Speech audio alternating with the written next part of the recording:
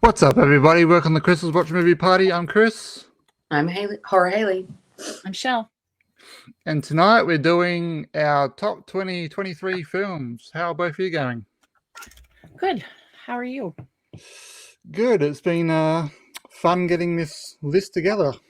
I'm excited to find out which 5 we have in common. I'm not that excited because 2023 wasn't a great year for me for movies. We have There was slim pickings. 5 movies in common. Yeah. 25 different movies. Oh, Okay. 5. That's pretty incredible. Yeah, so we've got 10 movies five? each. 20. We got 10 movies each, and 25 of them are different. So I think that's kind of crazy. we have as like the 3 in common, like all 3 of us in common. Yeah. No. So it'd be like 2 of us. So say like me and Michelle would have a movie that we both have in our list, or you and Michelle would have it in your list. I don't like that. None of us have all 3. I don't think so. Ooh, What I can sort of remember anyway. I think that'll Kind be of one. crazy. Interested Pretty to sure- see what I can add to my list. I thought there would definitely be 2, but I know there's probably, Sorry, I think there might be one. I think there's 1, yeah. For sure. So how did you organize your list? Did you do it from from worst to best, or I went from 10 down, yeah. I went from 1 up. 1 up? And I have one movie that So, even as I'm 10. looking at it right now, because I just moved it, I don't know where to put it. I think we should do 10 down, right? Isn't Yeah, that? 10 Yeah. down. 10 down. Out of 10, yeah. But what I meant by the way I've done my films is my 10th movie doesn't mean it's better than my number 1 film. This is just my 10 watch movies. Oh, yeah, no, I've gone from like least liked to Least like to best. Yeah, pretty much. Like, except for a couple of little, yeah, I gave a little bit of grace to some of them. Yeah. All right, I'll start. Number 10. Mission Impossible: Dead Reckoning. Definitely a good film. If you've seen it, you know it's pretty much like the other Mission Impossible films. The agency are after Ethan Hunt, and he's also playing a chase and follow game with what's the name? With Hailey Atwell. It's it's definitely a good film. But this is probably the one film I had in my list where I nearly left it out for one of my honorable mentions. I think we all did that, maybe. I had a hard time not putting it in my top 10. It's honorable for me. Honorable for you? I love the Mission Impossible movies. I don't think I've seen any of them. I'm not a Tom Cruise fan, as we all know. Do appreciate that he does all of his own stunts, and some of them are bonkers. I know, absolutely. Like the one that he jumped onto the building or whatever, and he broke his elbow or his knee, hanging on the side of the plane. Yeah, and it was like, yeah, had to stay there for ages or something.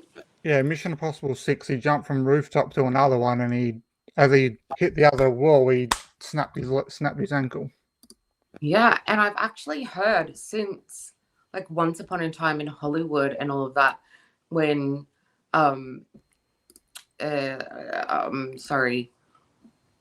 Brad Pitt got his Oscar and he played a stuntman in that movie and thanked all the stuntmen. They've been thinking about putting in a category for stuntmen. Yeah, which would be really that'd cool. be nice. Yeah, I'm pretty sure the first person who wins is probably going to be Tom Cruise. Yeah. So that'll Lucy Oscar, but no, it'll probably be teams or whatever, or actual stuntmen. All right, Hailey, what's your number 10? This is kind of going to blow your mind, guys. So my number 10 is Nefarious. Nefarious. Yeah. So the reason being is, so when I thought about it, this is gonna be a hard one. So the first time I saw it, like, it kept me really interested. Like, it kept, like, as you guys know, I'm not into anything with Christianity. I'm not into demonic stuff. I'm not into very supernatural stuff, like possession type movies. I gave it some grace because it was Sean Patrick Flannery. He was the big pull, and I love him. I loved him since the days of Boondock Saints and Suicide Kings, etc. But like, yeah, as it went along, I thought it was really good because it was sort of just basically two people in one cell. Nothing else was happening. It was two people in one room the whole time, but I did, and it kept me interested, and like they kept on throwing in little twists and turns all the way through to keep me going.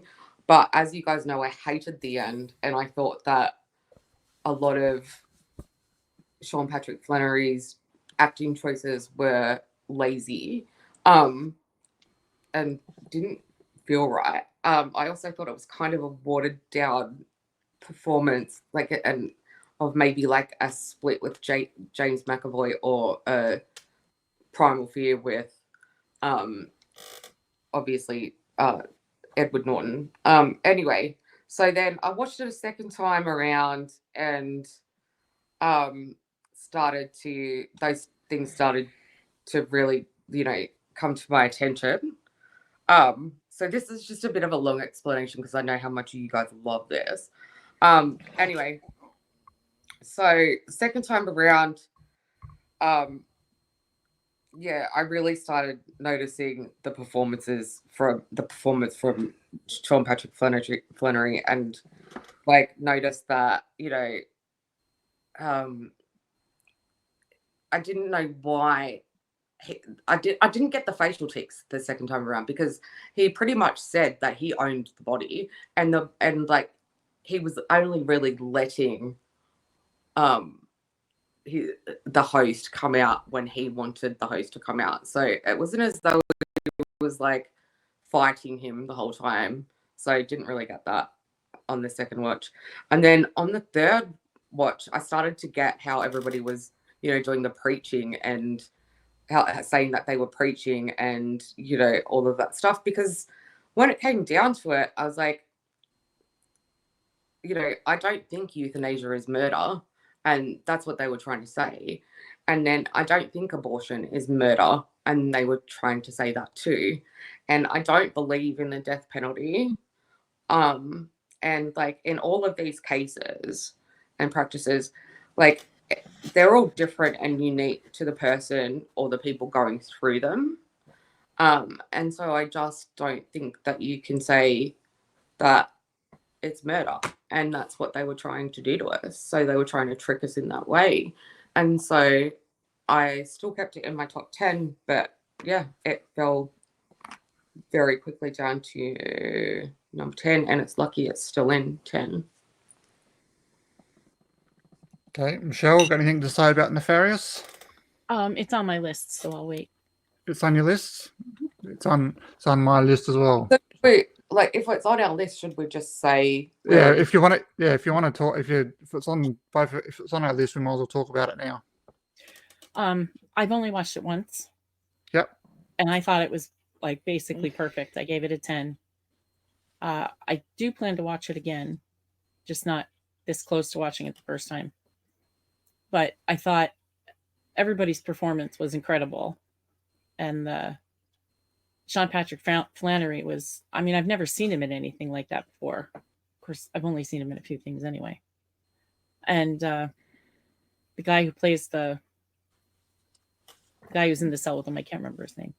But his facial expressions when, he finds out about the girlfriend and just the things that Flannery was saying to him, it was creepy. And his facial expressions really fit how someone in that position would react. So I thought his acting was really good. The opposite. You mean the psychiatrist? Yeah, I can't remember his name. Yeah. It just was also very, very sort of coincidental. And I know he chose him or whatever, but I don't know how he made that happen either.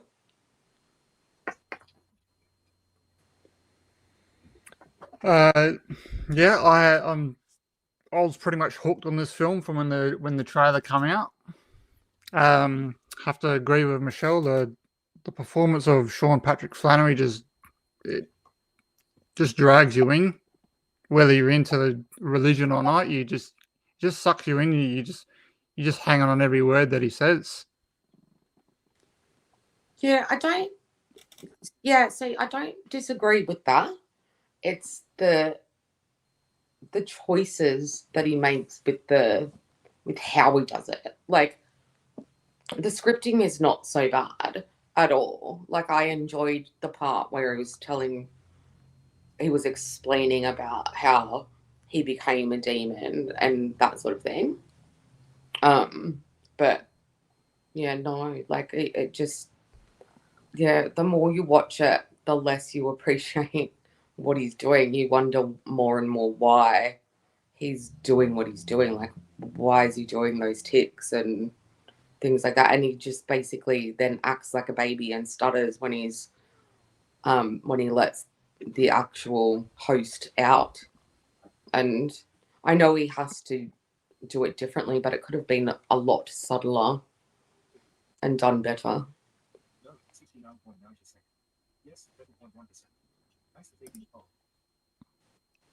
Michelle, what's your number 10? Thanksgiving. Thanks. I thought this was a great movie. The riot in the beginning, which causes all of this, was amazing. Yeah. I mean, people were dying all over the place. Toasters getting thrown around, people getting scalped. I mean, that was pretty gross. But it was really incredible. I mean, it's an opening similar to Scream, you know, like where everything goes to hell really, really fast. Yeah, I love that. I thought Patrick Dempsey was incredible. And I don't try to figure out who the killer is. If I figure it out, I'm kind of disappointed because I like the reveal. Mm-hmm. But I didn't get any inkling that he was the killer at all. I hope I'd not spoiled that for anyone. It's Kind of late now. We're allowed. Yeah, it's 2023. It's bad luck now. Too bad, guys. It's I just thought it was almost perfect. Is that it? Yeah, there's not much to say. It's in my I just thought it was really good. It's in my honorables, absolutely. I picked that it was Patrick Dempsey only because, though, not because of the movie, even though it was pretty much like the biggest draw, but because, and I thought, yeah, maybe they're playing with us there, but the reason why, and like you said, that beginning scene made the whole movie. It was great. I love a good scalping. That's why art's my favorite at the moment, because that's a staple for him at this point. Sorry, getting to something else there, but no, yeah, it was because like everyone I was listening to, because I came to it a bit late, was just saying, oh, Patrick Dempsey is just so good in this movie, like blah blah blah. And when I was watching it, he just wasn't doing anything special. So I was like, oh, he's the killer. So, and that spoiled it a bit for me. But yeah, great movie, honorable mention. Okay. Yeah, this is actually my number 9 film. But yeah, like Michelle said, it's got a great opening to it when they're in the shopping complex, in the shopping mall. You didn't expect it to get so, not gory, but so actiony so quick. Yeah, definitely Patrick Dempsey's a killer. You didn't see that I didn't see that coming until right at the end, when obviously he's chasing her towards the end. Yeah. The shoes. The shoes. It's always the shoes. I told you. And that Never girl, trust. the Yeah. girl that he was after, I thought she was really good. Yeah. Yeah. You know, her fear seemed genuine, and when she figured it out, her face like hit the floor, and it was just very well done. I like her a lot. Good And kills. my favorite part, I think, is the fact that he got away. Yeah. I like the fact that they didn't catch him. They know who he is, but they didn't catch him, and he'll be back. I like that idea a lot. Yeah, that was good. It's always good when the bad guy gets away. I love that in horror. Mm-hmm. It's Yeah, becoming more and more popular though now. So we'll see what happens going forward with that sort of stuff. Yeah, it's a good costume and a good mask that he wears as well. Mm-hmm. Bloody mask. But yeah, no, I like that Master Pilgrim mask. They didn't Whole really throw dining too many- scene, that was good. Yeah, the Creepy, dining but scene that was good. good. But yeah, they threw a lot of red herrings in there. They also threw in some really fucking deplorable characters, so you were happy to see them die. I always like when they do that. It's always good. So. Oh, what was the cat's name? Oh, it Oh was no! That guy. cat. What was the cat's name? I The can't cat's name was remember. significant. Yeah. I can't remember the cat's name. I'm looking it up. Hang on. Me too. Thanksgiving movie Oh, cat. my keyboard's down.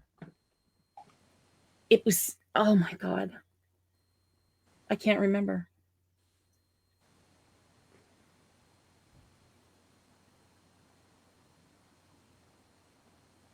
Yeah, I keep thinking Mikado, but that's not the name. It's No. also an Eli Roth film, isn't it? Oh, Yeah, he directed it. I really, really like Eli Roth. So the name of the cat is Tonic, and he previously starred in Pet Sematary 2019. What is the name of the cat? Tonic. No, what's the name in the movie? Oh, okay, hang on. Eli Roth said the cat in the movie was such a good actor and performed on cue that he called him Leonardo DiCaprio. That's so cool. The name of the cat is Tonic, and he previously starred in Pet Sematary 2019. So, Yeah, no, I want his movie name. like the movie in it, his name in it. Yeah. I don't know, but that's like a really good little nugget of information to know. Leonardo DiCaprio. Go Eli. He's got a Dewey. His name was Dewey. Oh, it's Dewey. Dewey. Oh, Dewey. I thought that was it, but I didn't want to be wrong. But when he said it, I was like, oh my god, his name is Dewey. see, And that had to be on purpose. That's an automatic reaction for me now, that every time I hear the name Dewey, I go, oh. What have you done to me, radio silence? I think they broke us all that day. Oh, God. Okay, Hailey, what's your number 9? Oh, okay. Sorry. So my number 9 is going to be Friday Night at Freddy's. Oh, God. So, number 9 is Friday Night at Freddy's because I actually didn't mind the movie, but you guys know the reason it is. It's because my horror soulmate and Lillard, love of my life, Lillard, is in it. And it's the only thing I've seen him in this year. And he kills his role in it. He's only in it for a good 5 to 10 minutes and makes the movie. Josh Hutcherson's in it. And I really like him. I've liked him for a really long time. I loved the believe it or not, I actually loved the Hunger Games movies. I did thought too. he was really good in them. Also loved him in is it Future Guy or Future Man? Thought in that TV series, thought he was funny and great. Showed a lot of different sort of acting choices and things in that. I know it's based on a video game. I don't really know much about it. When I found out about it, the only reason I watched it was because I knew that Matthew Lillard was in, or I heard Matthew Lillard was in it because I watched a con and he said something about my new movie Friday Night at Freddy's, and the whole place blew the fuck up. And so I'm like, oh, okay, so this is apparently amazing. Then I found out that it had like blown the box office away, and that there was a sequel already in the making. And so I watched it, and it made like, the critics hated it, but all the people who play the game loved it. So it made like a shit ton at the box office. It broke a bunch of records. It was a bit convoluted at times, etc. It's basically about Josh Hutcherson's character. He loses his brother, gets abducted when he's younger, and he's looking after his sister, and he's going through PTSD, and he's having dreams of his brother being kidnapped all the time. And anyway, he can't really seem to get a job, but he needs to take care of his sister.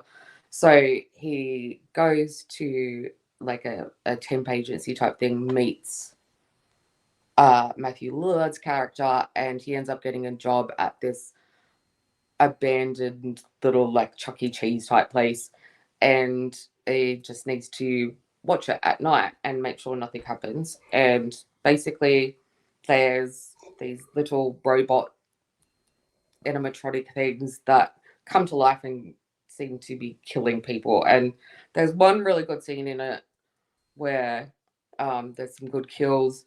It could have been better if it was a bit gorier, had a bigger, like a better rating, but I guess they made it for the game players more so than anything. But yeah, Matthew Lillard's in it, so I don't really care. So that's why it's my number 9. I enjoyed Sure. it too. I mean, it's an awful film, but I It's really not enjoyed it. great, but on a few, like I watched it on a second occasion and liked it better because I kind of started getting more out of it. And then I did some research on it, and I was like, oh, okay, I get it. Because once you get into the lore of the game, it starts making a lot more sense. So I'm excited for the sequel. Yeah, I definitely had a good time with this film. It was yeah, same as you, Hailey. Matthew Lillard was definitely the attraction for me to see this film. That's the But it's only just reason I watched it. Yeah. It was This a is- very obvious, like it was very obvious what was going to happen at the end.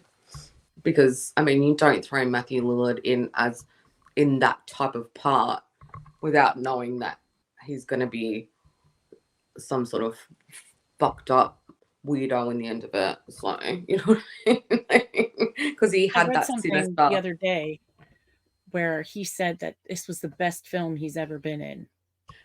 Yeah, other than SLC Punk. Yeah, I completely That's his disagree with him in that, but I'm surprised that he said that. Mm-hmm. Yeah. Yeah, his favorite's SLC Punk, but he's really happy about this one, I think, because it's like his biggest box office and all of that sort of stuff. So yeah, I Was he- definitely had, sorry. I had fun with it, and obviously the attraction to it was the storyline to actually find out who had kidnapped his little brother. Of course, yeah. I wasn't sure how far to go into all that stuff. So.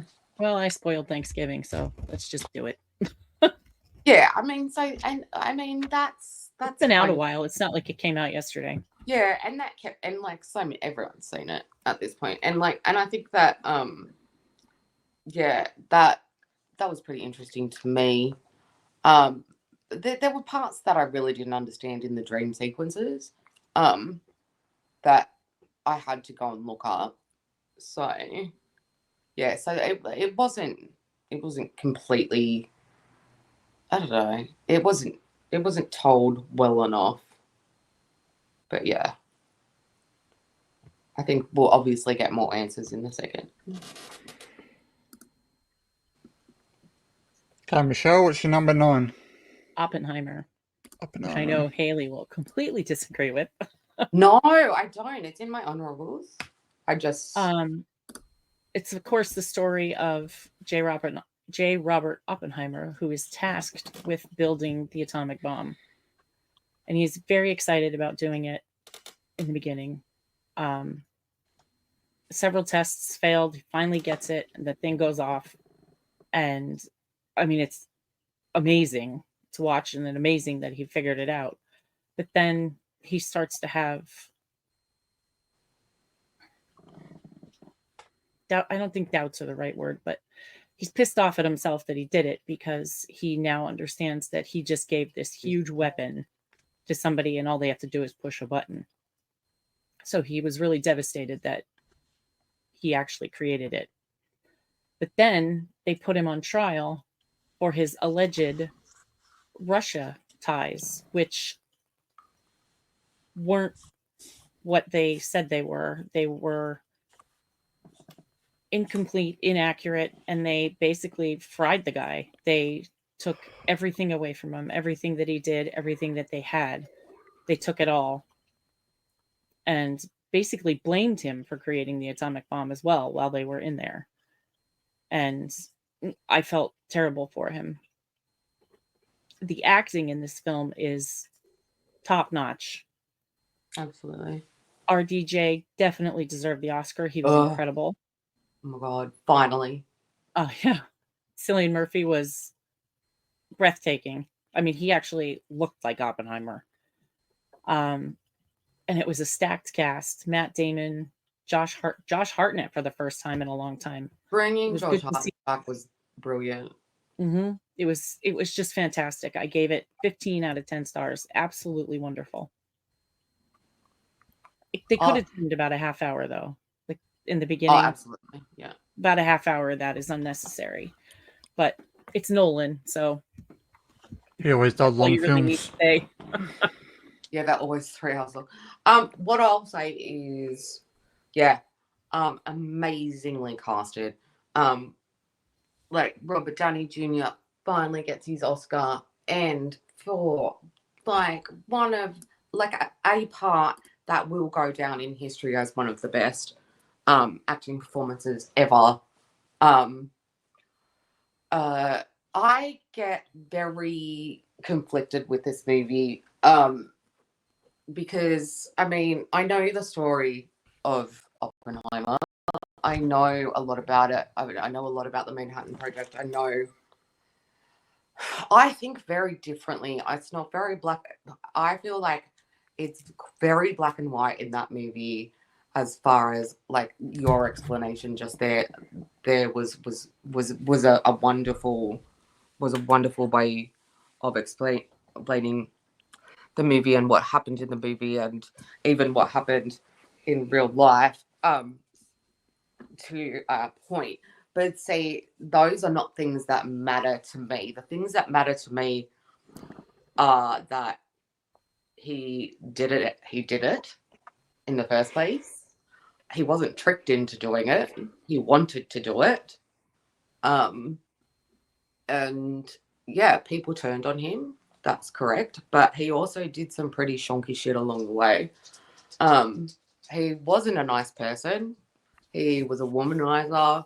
He had ties to communism. He also was a nice person and was like, and you know, did a lot for charity and did a lot for certain like countries and things like that. I have a very, very, like I said, a very complicated relationship with this movie and with Oppenheimer and Strauss as well.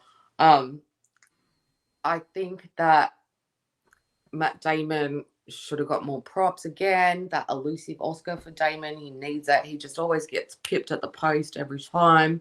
Agreed. But I'm glad that I'm so glad that his part was amazing. So many like other people in this movie, they just wanted to be in this movie, like big names in this movie that weren't even in the credits. Like, I thought Jason Clarke, Aussie actor, was really good at playing the lawyer that when he was trying to get his clearance back and all of that sort of stuff. I think it was I think that Robert Downey Jr. was villainized a little more than he should have been. I know he was a dick, but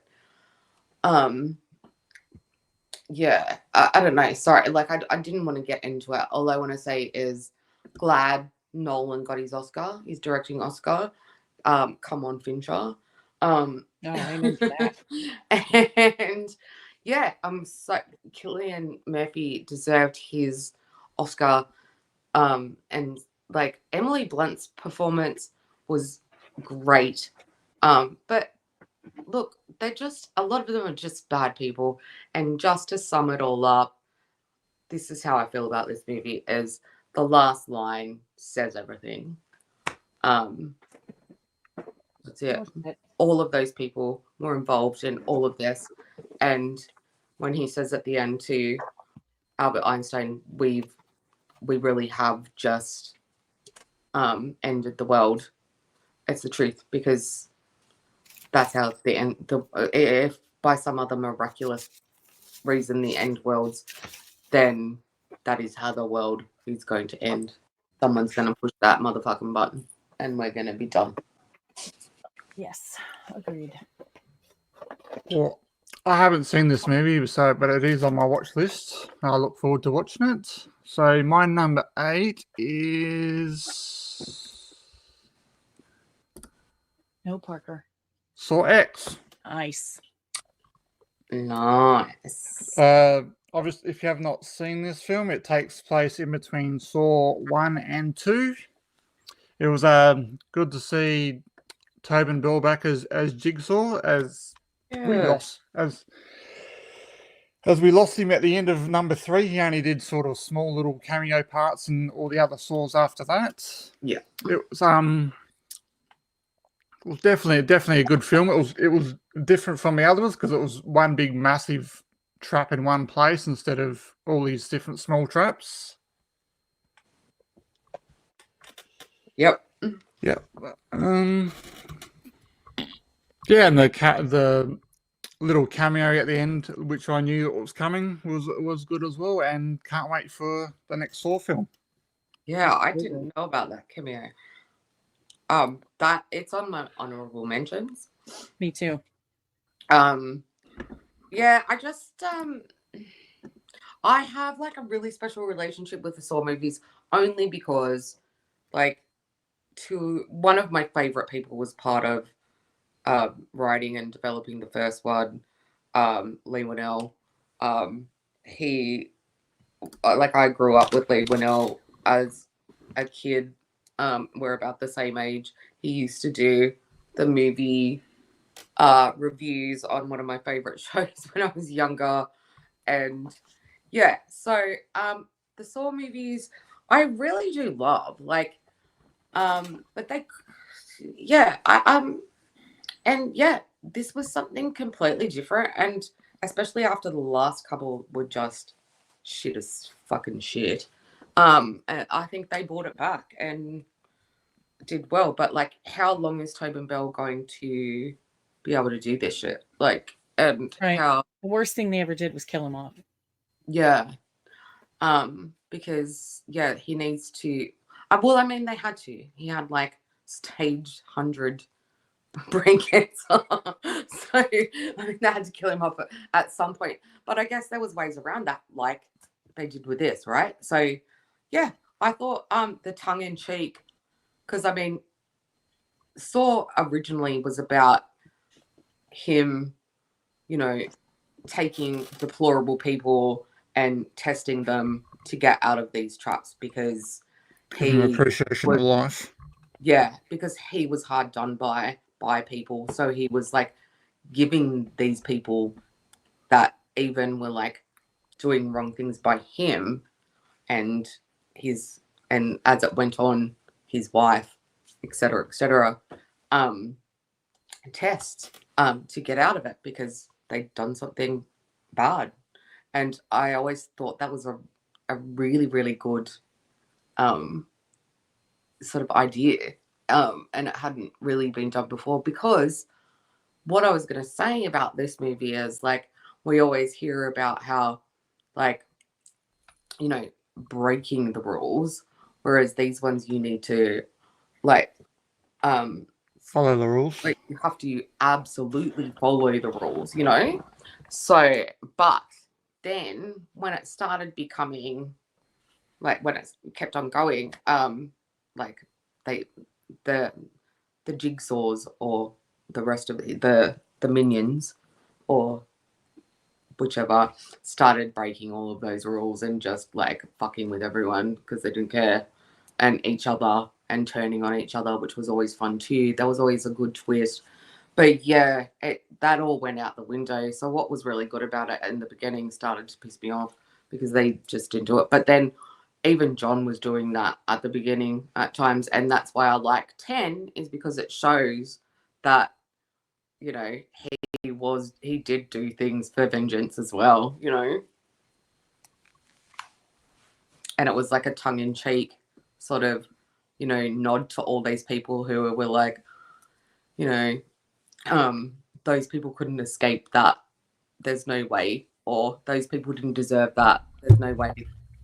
So, yeah. Michelle, got anything to say about Saul? It's in my honorables. Honorable mentions. I love the Saw movies. I'm currently watching them all again. I've only watched one so far, but I didn't watch them because, of course, I thought they were scary, and you know how I am with the scary stuff. But I watched the first one, and it was just gross. And I like how they tie them all in, and how Carrie Ellis is, in several of them, and they carry Donnie Wahlberg through, and how they explain what happened to Carrie Ellis after he left the room. That was my favorite one. Like and my stuff favorite. like that. I thought that was just really, really interesting and really good that they really tied them all together. And I do think that the worst thing they ever did was kill him off. It could have been a lot better. But just like you said, how long is he going to be able to do it? They can't make him young anymore. No. But you're right. No, I think the Carrie Ellis or Eagles or whatever his name is, Princess Bride. I think that, yeah, that was the best. That was absolutely the best reveal. And then after that, they didn't go anywhere with it. They went to Saw 8, which was like before, and then they went to Spiral, and then they That went was to this, right? horrible. Yeah, and then they went to this. So they've done nothing after that reveal, and that was the best reveal. So. Right. I mean, two was a great reveal with Amanda. Like 1 and 2 were good, great, like in that respect. 3 started going downhill big time. I did love the way Donnie Wahlberg died. Oh, that was beautiful.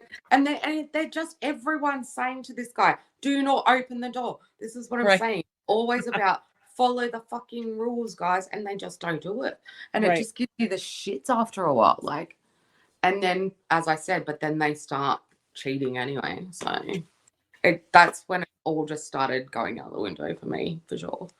But this one, completely different premise. And as I said, they sort of joke about all of that, like sort of break the fourth wall that little bit. And yeah, that's why I like this one. Still not my favorite, but was a good idea. And yeah, I like what they did with the end. Yeah. And there's an 11 coming apparently at some point. So they better hurry up though. No, I'm sure it'll be quick. It was supposed to be, but they pulled it back now. It was supposed to be out now, like probably coming out. It was originally supposed to be sort of out now. Yeah, I think it's next year or 2026 now or something. Yeah, they're saying at least late 25. So this is what we're saying about, like, they can't do that. Like, they have to push them out if they want Tobin in them. Hailey, what's your number 8? Oh, okay. So I don't even know. Where am I at? Number 8 is Cocaine Bear. Wow. Yeah, I know, right? I was So not expecting that. I'm very surprised about this. You guys know I hate animal horror. Um, Well, so obviously the bear doesn't die. no, which I actually loved. So yeah, I'm gonna say something that'll probably get me like banned from YouTube and the internet. Like, I don't even like Jaws. So um, I just I don't know. I heard about this and I was like, are you fucking kidding me? This is ridiculous. Never gonna watch it. Blah blah blah. Then I just like it was all through word of mouth. Everyone's like, no, this is hilarious. Like, it's great. You've got to see it. Like, it's your humor. It's complete sarcasm and cleverness and like stupid. And because everyone knows that I just like stupid, like super stupid, but with that element of cleverness. And then I found out like that it was Elizabeth Banks who was directing, and I was like, okay, this that interests me because I love Elizabeth Banks. And then I found out Kerry Russell, like Felicity, was in it, and I'm like, okay, I could get down with that. And anyway, so yeah, um, I'm really glad that I watched it. I only watched it the one time, and I don't need to watch it again. But it was Ray Liotta's last performance. R.I.P. Bud, like legend. So that helped as well.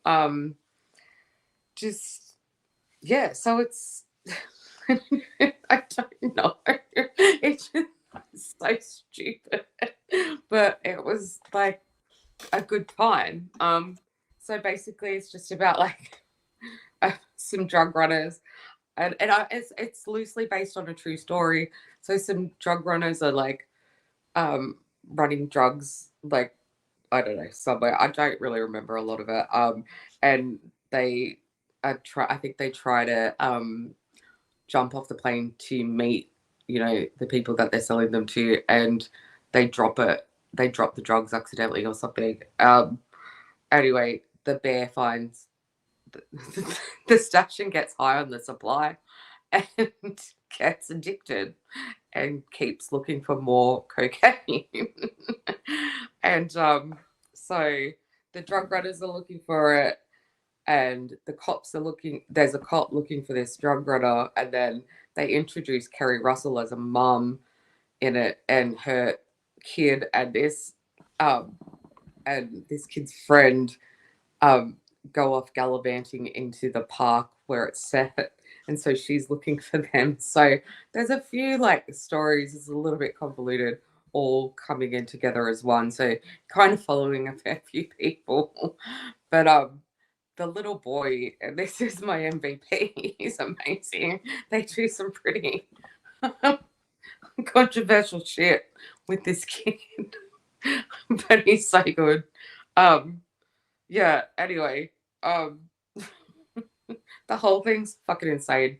It makes you feel like you're insane throughout the whole thing. The only like I've heard complaints like that people don't like connect with the characters or whatever, but I don't think it's got anything to do with that.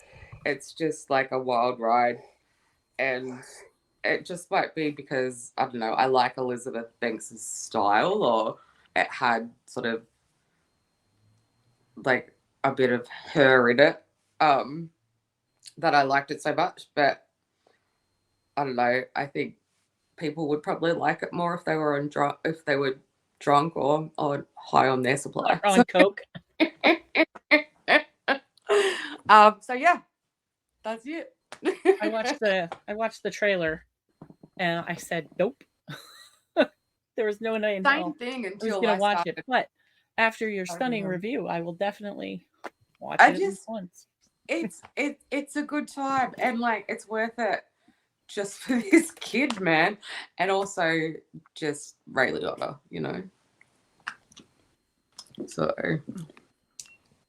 Yeah, I haven't seen this film, but it is on my watch list. But one thing I did notice the other night when seeing Terrifier 3 at this film is that this type of film is actually getting a bit of traction because we've actually got one coming out. I think it's called Red. I think it's about a kangaroo. There's another one coming out, and it's called Cocaine something as well. Yeah. Yeah. The trash the same one. pandas. Leave the trash pandas Cocaine alone. raccoon. Yeah, I think that's it. Leave my damn raccoons alone. Oh God, maybe. I have no idea. But yeah, I recommend this movie just for a fucking good time. Like, and just to be sitting there going, what the fuck is happening? Like this, but like I'm having a good time. Sometimes that's all that matters. Yeah. I will definitely watch it. Yeah, I suggest it. It's stupid. So. I love it. Michelle, what have you got? What have you got for number 8? Plane with Gerard Butler. I love Gerard Butler. Not heard of this one. The first one I didn't either until I was doing my list, and I thought I know I'd seen the commercials, but I didn't know anything really about it. Now Gerard Butler is the pilot, and the gentleman next to him in the poster is Mike Coulter. I know him from Evil. He's wonderful, but he is a convict who gets stuck on this flight with his handler, and he ends up helping Gerard Butler save all the passengers because they have to crash land because the plane gets struck by lightning. So they have to crash land, and they land in a not nice place at all. So they finally get word out to where they are, and the airline basically has their head up their ass and doesn't want to do anything about it. So they call in Tony Goldwyn from Scandal, and he gets them home through a lot of work. But Tony Goldwyn's performance is fantastic. The first thing I saw Gerard Butler in was P.S. I Love You, and I don't think I've ever cried so hard in a movie in my life. And I just fell in love with him then. I watch everything he's in. I have a quick story about P.S. I Love You if you want to hear it. Oh, will I cry? Maybe. I don't know, because I might. So when that movie came out, it was just as my dad died. And me and Mum went home. I don't know. It was like, I think it might have even been the day after he died. And I was just like laying on the lounge, obviously. And then we bloody watched this movie. And it just like hit so hard, but I loved it. It was beautiful. And it's an amazing film. But I honestly didn't think I could watch it again. Oh yeah, I've never watched it again either. I haven't been able to bring myself to it. And this is to my point. We watched it, we bawled, we loved it. My mum went straight across the road and bought it for me. And I've never opened it. Like it just sits there. So such a good movie. Yeah, and it was a very cool. Yeah, I've seen it once, like a long time ago. I don't remember too much of it. Beautiful movie. If you watch it, then take tissues. A whole box. If you know you're gonna die, do something like that. Do something like that. Think of something like that and do For it sure. for your loved ones. Yeah, so with this movie's Planes, I have seen it. It did make my list, and like initially, like when I was creating the whole list, I had about 40 films. But yeah, after that, it basically fell off because I've only seen it once, and I didn't really remember too much about it. All I remembered is they landed on an island and Gerard Butler, and that's got to find their way out of it. That's all I could remember about it. It's a decent film. It's an action film. You know what's going to happen.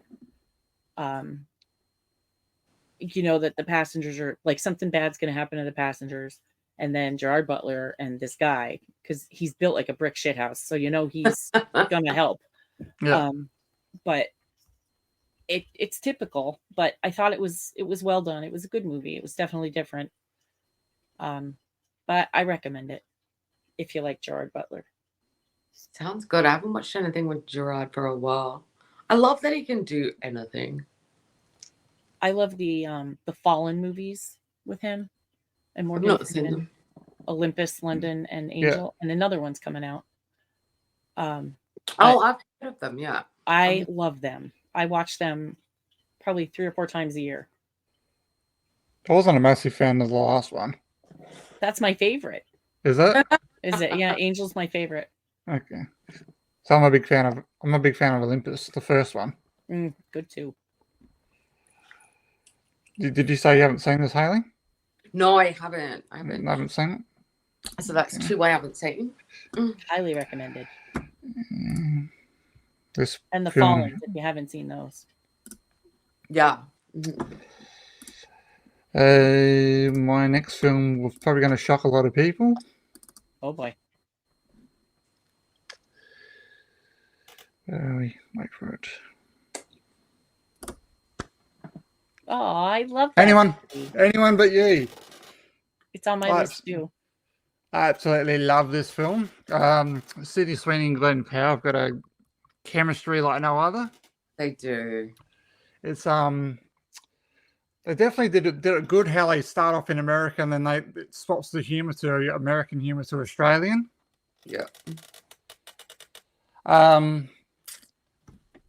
It's definitely I definitely love the banter they have throughout the film with his Serenity song. That's cute. Hilarious. That's very cute. How did you know my Serenity song? Yeah. And it's the Hills bloody song. Yeah. Natasha Bedingfield. Yeah.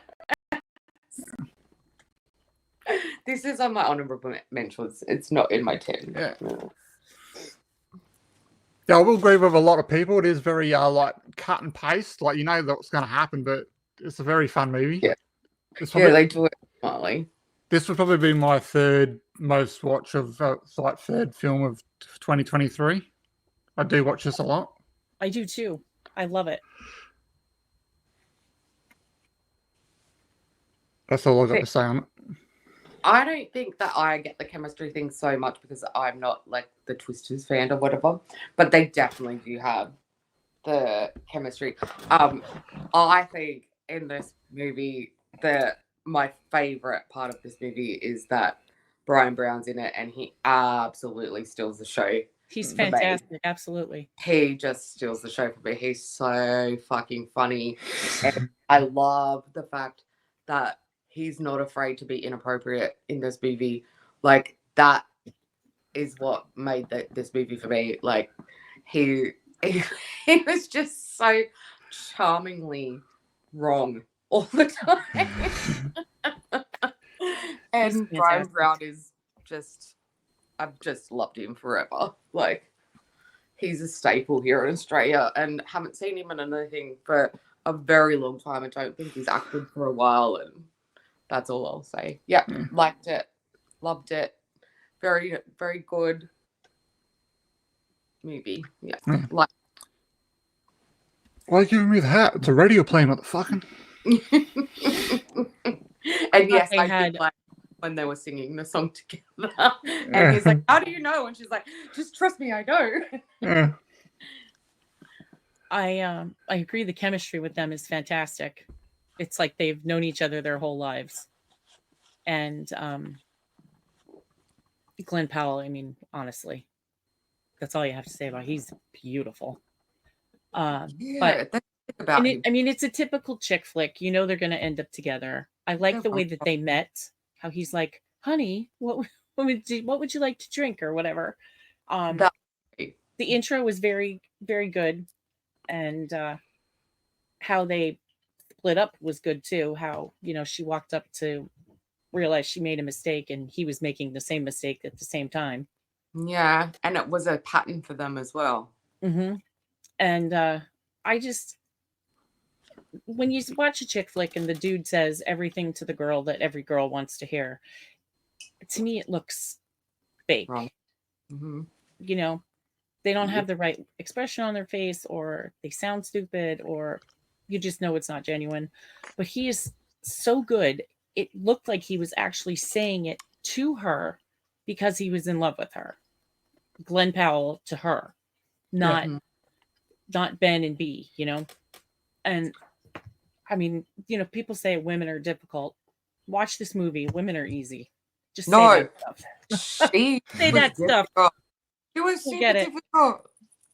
They were both super difficult at the They were. But I think But you know, it's I loved the way they did that too, though, because they could have gone down the trope of blah blah blah, but they were like, fuck you, like that type of thing. Like they were fantastic. I going loved it. in on each other. It wasn't the normal like, oh, like, you know, nice type of mean because you know they're going to get together later or whatever because they need to make chemistry. Instead, the way they made chemistry between them was because they were being fucking assholes to each other. And so everyone's like, we need to fucking stop this shit. Like, let's pretend they love each other to get them together. And then the thing was too is that like I loved the way she was like when she was explaining her relationship, how she was like, we never fight. And it's like, yes, you need that in Isn't a that a good relationship. thing? Like everything was perfect.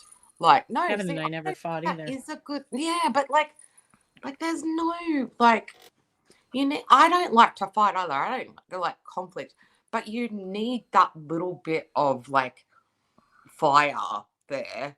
And like you need that little bit of like, oh, go fuck yourself type thing to like maybe have that great makeup sex and to have chemistry. You know what I mean? Like, Right. Agreed. yeah, like I probably am not explaining myself properly because I haven't thought about it.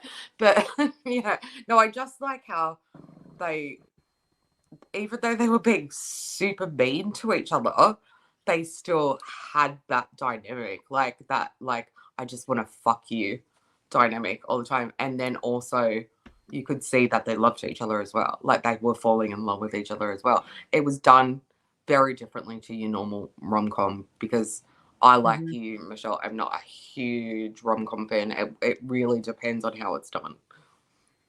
The only movie that compares to this for me is Say Anything, because Oh, yeah. Well, John okay. Cusack is so in love with Eon Sky that Mhm. you know, I mean, he'd kill himself to be with her, and Yeah. he's so genuine. This was before he became the ass that he is now, but he's so Mhm. genuine, and she's scared and things like that, and she's very good as well. And it reminds me of Say Anything when I watch it. Say Anything, my favorite movie of all time. I know, that's really sweet. I would love, we should watch that for you. Um, I feel like I would love to know if there was any sort of like if they took anything from those old movies in this or That would be interesting, yeah. yeah, like I always want to know when I watch things like that when they remind me of other things if the movie makers or the screenwriters or the actors took from all that because that's just such a fun thing to hear about and pass along. Hailey, And what's your number? in my top 10 and I just went off, so it probably should have been in my top 10. What's your number 7? Me? Yeah. Oh, okay, so Late Night with the Devil. I didn't watch it yet. I know.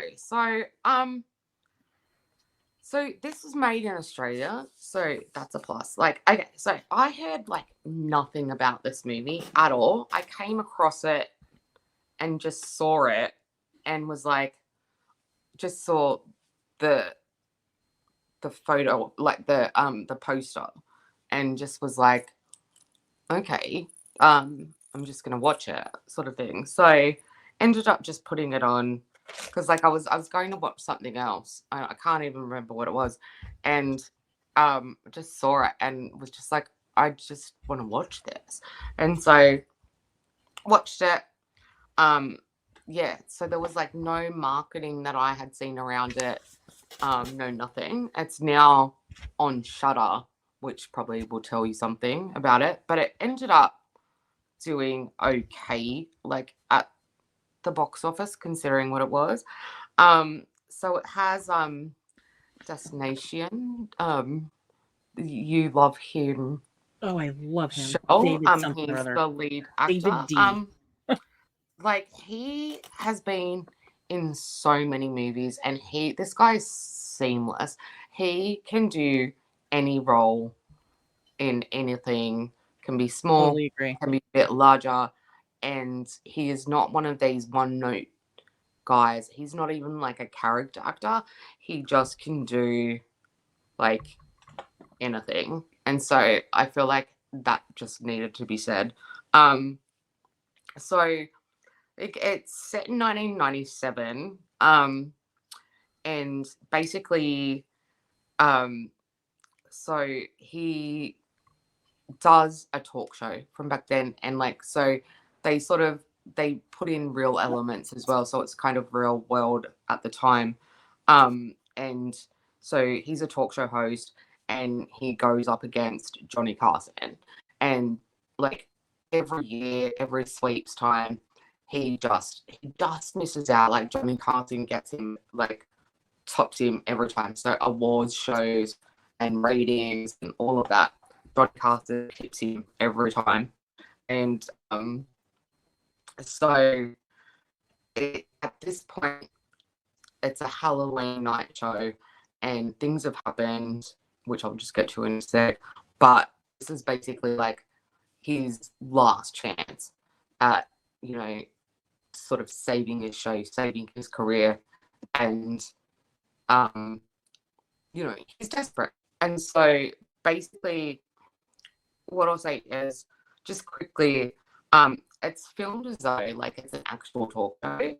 And then it'll have, and that's like color, and then it'll go backstage and show all this stuff that's happening. And like this whole talk show is like going all over the place and going wrong. And then you'll go backstage and it's kind of like maybe like back to like that found footage stuff that was like good when it was good, and it goes to like black and white behind the behind the scenes.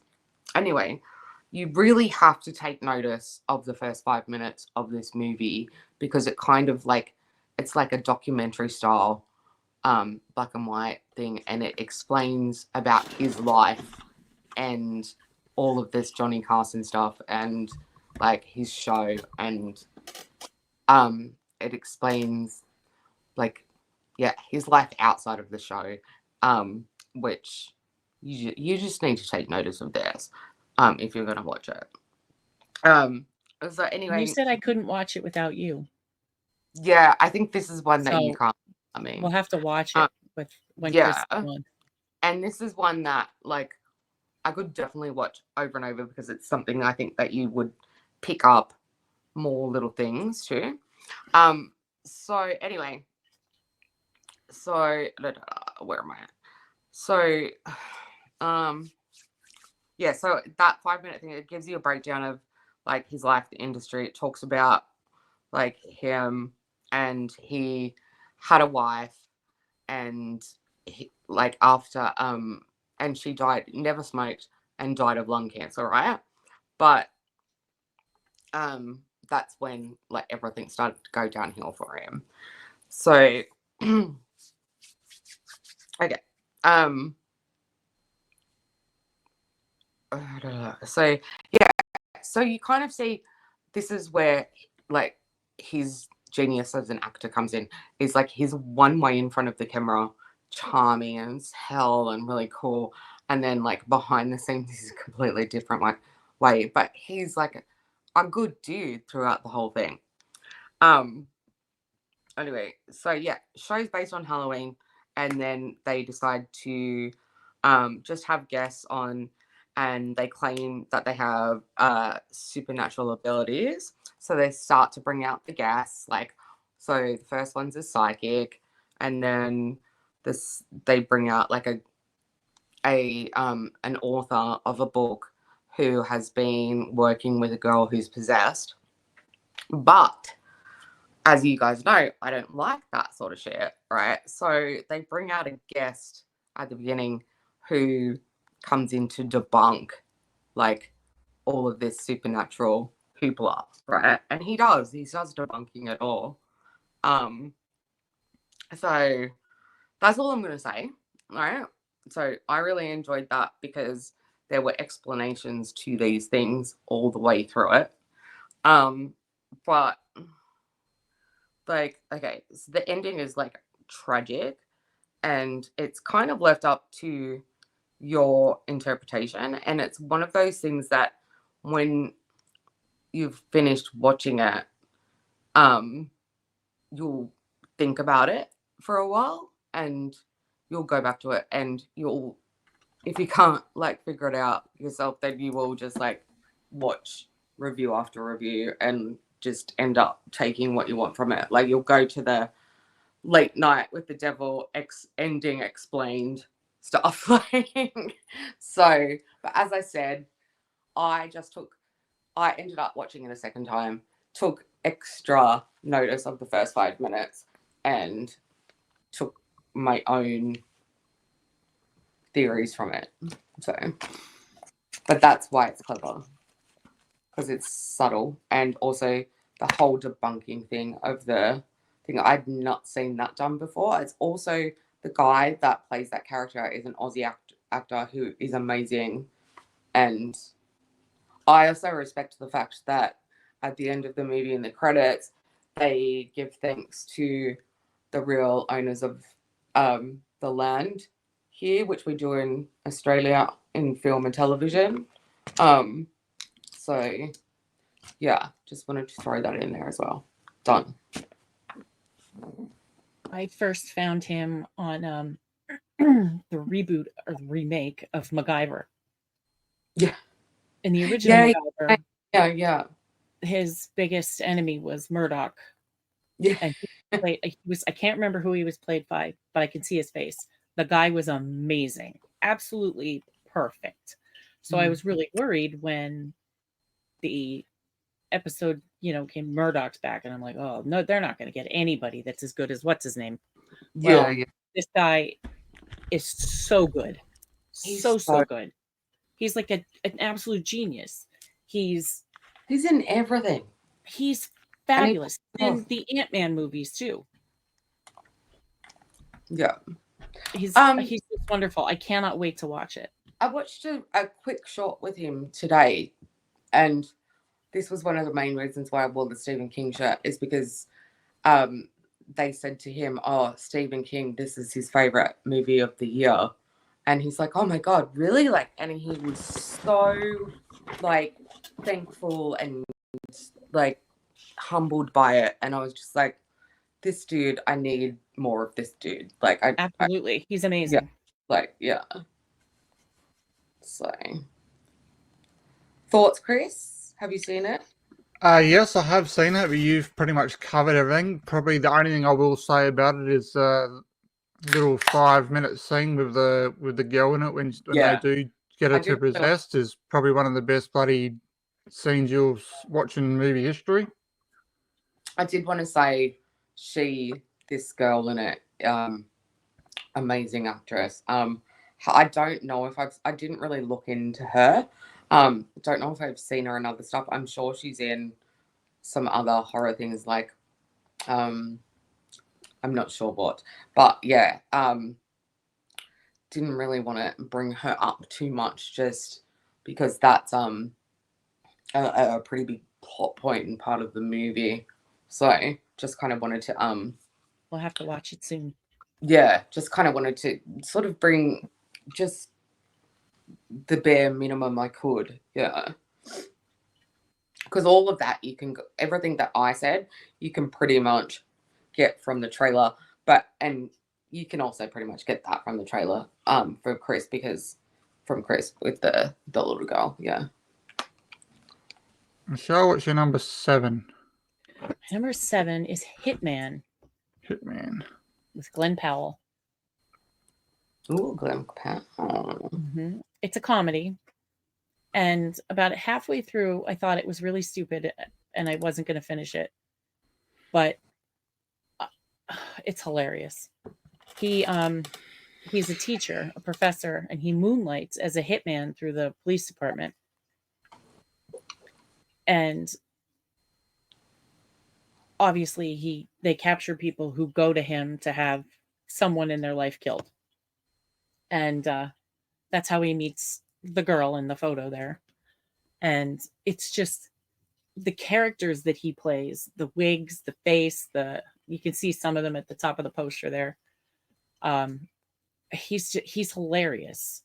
So he can do like dramatic stuff and comedy stuff, and I think he's just exploding now.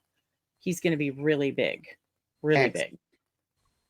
I really do. And the movie's just a lot of fun. Cool. I will check it out. I always love a comedy. It's funny, but like if you're halfway through, or like the first half hour, and you don't want to give up, don't, because it gets better. Yeah, I had a good time with this film. I was expecting it to be a bit more of an action film, not so much like character driven, but like as you said, because he changes characters and that all the time. Mm-hmm. So I had it in my. I think I have got it in my honorable mentions. I believe, yes, I do. And yeah, that's all I can. You've pretty much covered everything of the film. It's very entertaining. Yeah. And I mean, I only watched it because Glenn Powell, but it was funny. Everybody was good in it. And what's next? We've all done number 7. Number 6. Where are we? Shit.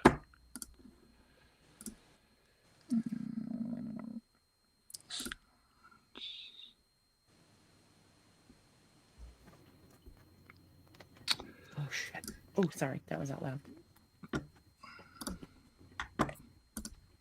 Okay, my number 6 film is. Come on.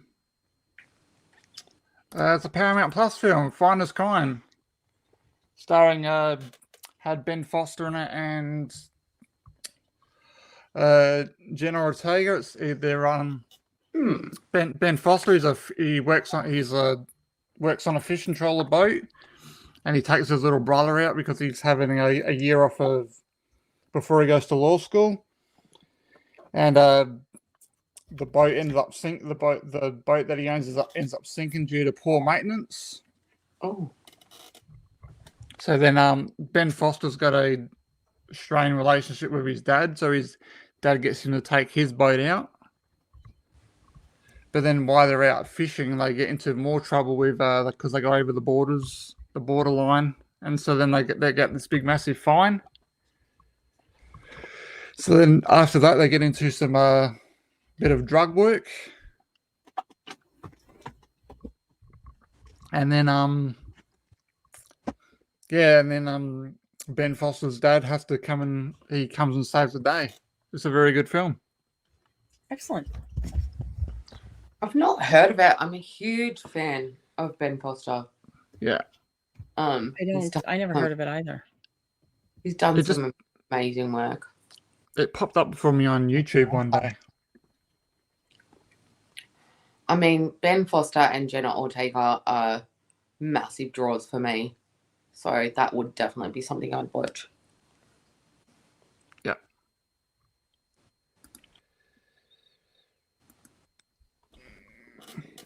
What's your number 6, Hailey? So my number 6 is Knock at the Cabin.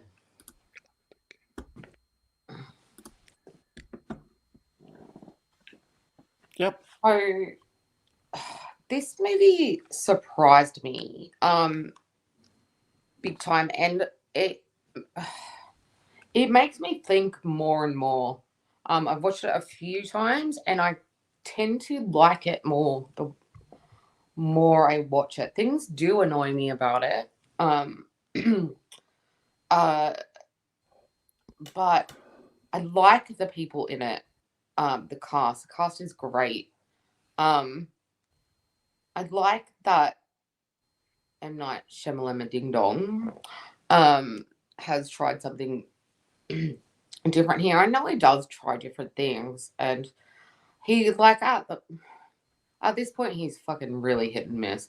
But this hit for me more than it missed. It is based on a book, as far as I know, and I've heard that the book ending is actually better than Shemalang Ding Dong's ending. Anyway, but so I've always really liked the premise of the the four horsemen of the apocalypse, and this is pretty much like in line with that sort of theme. So what happens is I enjoy also that he's sort of being a bit progressive in this. I don't know if it's in the book or not, but it's a queer male couple with this gorgeous young they have adopted this gorgeous young Asian girl, and I don't know her name. I feel bad. She's the MVP of this film. She's absolutely brilliant.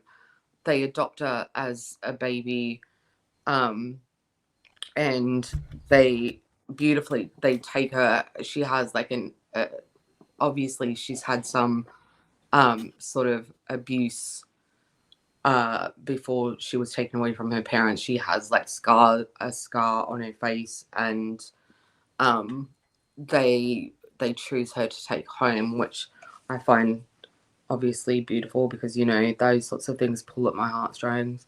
Uh Anyway, getting on with it. They basically, what happens is Batista's in it, from the wrestling world, as we all know, who has been like it now in like he's pretty big. He's been in the sorry, what are those movies with the Guardians of the Galaxy movies, and he's done really well in that. And yeah, he is in this, and he's one of these four people who come to this cabin and basically tell this family that one of them has to sacrifice one of the others so that the world won't end.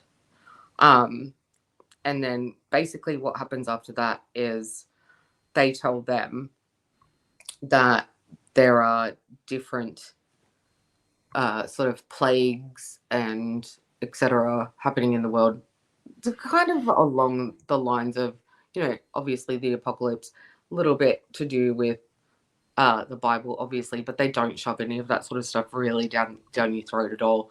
And these are just four normal people. Batista's a teacher, a coach at a school. One of the others is a nurse. One of the others is a chef. One of the others is a petty criminal. And they all get visions of the same thing. Basically, and then the longer the time takes that this family does not choose to execute one of the others of this family, the further along this apocalypse goes. So they have a certain amount of time, and at a certain amount of time, if they have not chosen who to eliminate from the family, one of these four people has to sacrifice themselves. So once one of them actually sacrifices himself, they turn on the news, they see that there's been a tsunami. Just say, I'm not 100% sure on how it went. Anyway, so they basically sacrifice themselves. They put a bag on their head, and the other three sort of put an axe to their heads or whatever. So they are literally sacrificing themselves. So at first, this family are like, this is bullshit. You're all insane. You're trying to trick us. Couple little twists along the way, as usual, from M. Night. Anyway, it continues on in this respect. And Yeah, I liked it. And then I won't obviously tell you the ending. But yeah, I mean, even this ending, you can kind of take up to your own interpretation a little as well, but it's pretty obvious. So it's one of the one M Night Shyamalan ding dongs that you do. Um, don't get a twist at the end. But from what I hear, you should have, because in the book it's better. But I like the whole idea of this movie. I liked the cast. I like how they did it. Yeah, that's it. Michelle, have you seen this film? I have not. You have not seen this film? Yeah, I've seen it. I don't remember too much about it, but I do. For me personally, I do think Dave Bautista was the standout of this film. Absolutely. You just got driven. You just get drawn in by his character, He's of what beautiful. he was trying to say. And he's a beautiful person. Yeah.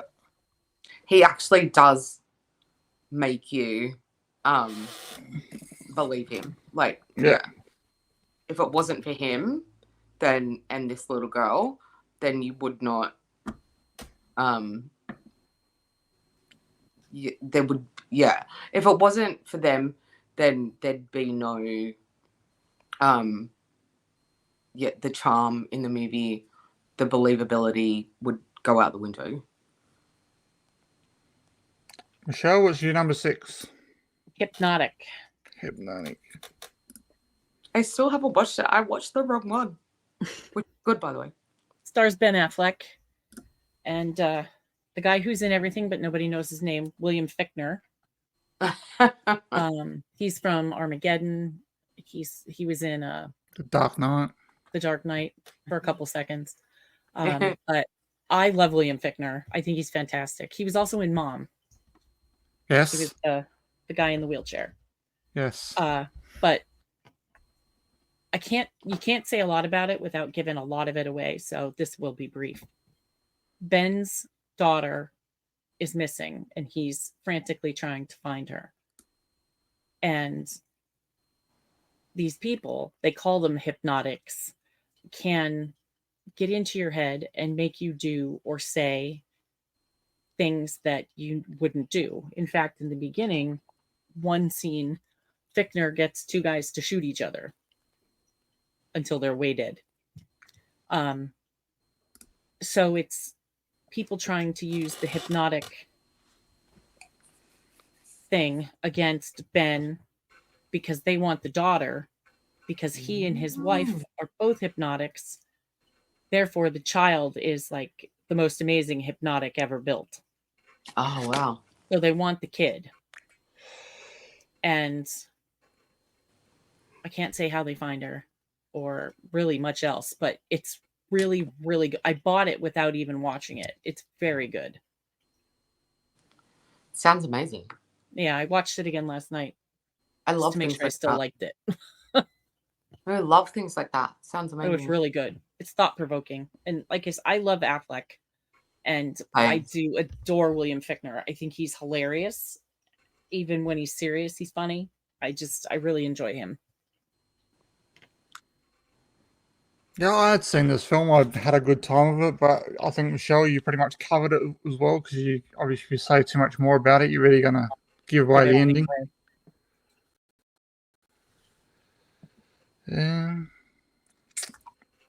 Hailey, you said you hadn't seen this yet, have you?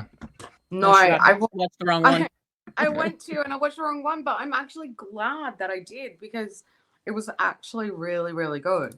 So it's a Netflix one. So I did see that one. I didn't realize that was the name of it, but I had seen that as well. Very good. It was good. Obviously, I need to watch this other one, which I've been meaning to do, and I've had it like sitting there on my television to watch, and then something's come up or whatever. So I'm doing it because no, it sounds great. It does, and I love the Affleck too. So Okay, my number 5 film is Keanu Reeves' John Wick 4. Don't really need to say too much about this film because it's obviously John Wick. Bang, bang, bang, shoot 'em up. You can't spoil any of them for me because I haven't watched any of them because I know what happened to his dog in the beginning. That's it. I And watched the dog, and that was it. I was out. I didn't even watch The that. I beagle, just for heard Christ's about it. sake. It's a How was beagle. it? Keanu is one of my favorite people even on the planet, and I can't do it. And everyone's like, John Wick's the best movie ever. Can't do it, dog. but I agree with that, but the Beagle thing is really what sets it up. Mm. And they I've heard don't that too.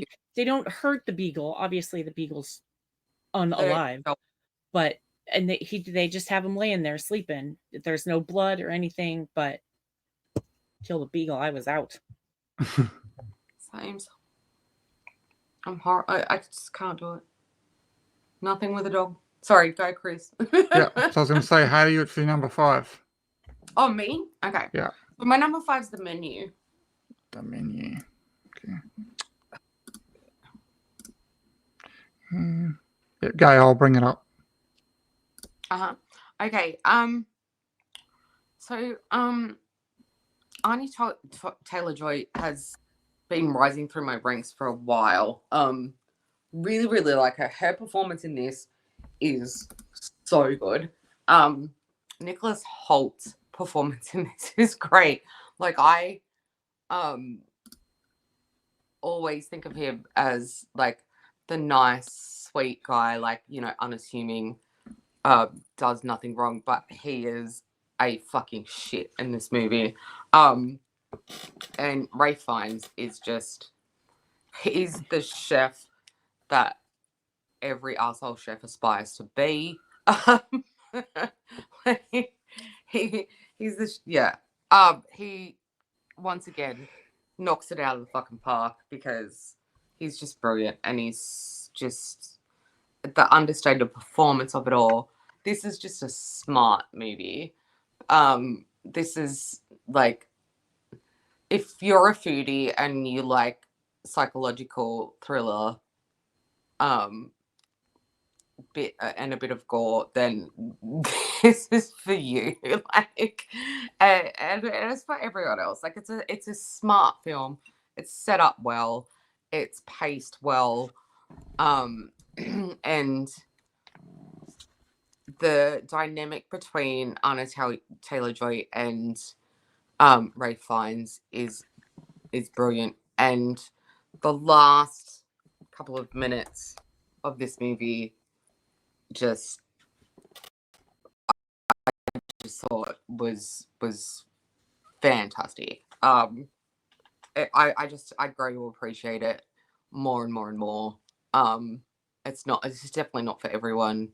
And it'd be sort of like one of those movies that like a lot of like sort of, it'd be like a lot of sort of clever, smart people, they'd be snobs about this movie. They'd be like, oh, but did you understand this? Oh, but did you get this? And there's like there's other couples or whatever, because basically this restaurant is exclusive. It's on like a private island, and you have to be invited to this restaurant. And what I will say is that people that have been invited to this restaurant or gotten these reservations have been critical of this chef's food before, but it's visually fantastic. The pacing's great. The way they set up the scene for scene is really good. It's clever, it's cool, and yeah, that's it. Like, just watch it. Brilliant. Like, the cast is great. It's got Pena in it, Pena or whatever in it. He's Michael Pena. I've always loved him. He always plays really cool parts. It's got some really fucking obnoxious people in it, that just totally deserve what they get. So yeah, it just gives you what you want throughout it. Quiet But Parker. like, it's not that obnoxious, and it's not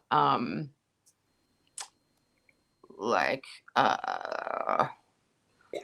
it's a little bit obnoxious, but you forgive it, and it's not, and the gore is like at a perfect rate, and yeah, everything that happens in it seems deserved. Like, so yeah, just jump on it, guys. Have you seen the menu, Michelle? I have not, but it is on my list.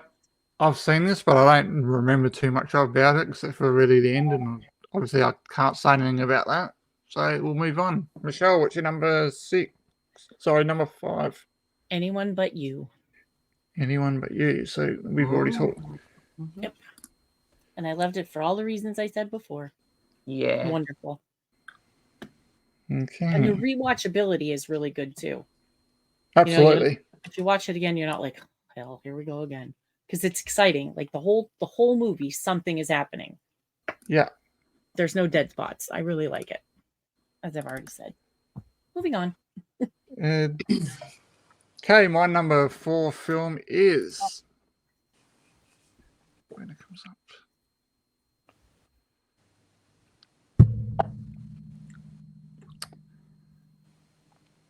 That'd be a pain in the ass.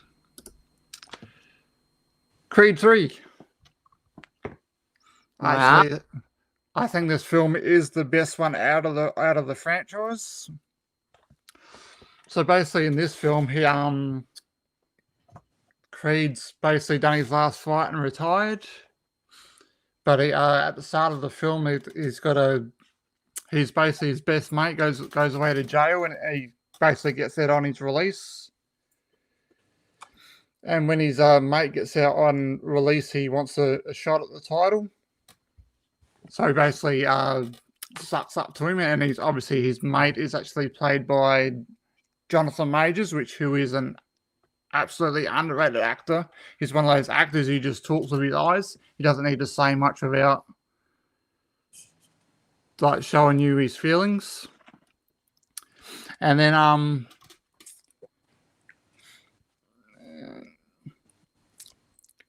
yeah, so basically, yeah, he's basically playing with him so he can get a title fight, and then they basically end up facing off against each other at the end of the film. Awesome. All right. I have not seen anything related to Rocky since Rocky 4 because it's my favorite. I think I saw the first Rocky and part of either 2 or 3. I'm not into boxing. I'm not a Stallone fan, but there was something about Rocky 4 that I had to watch it, and I love it. Yeah. But I can't comment on any of the Creeds. So basically, yeah, it took me a long time for me to watch.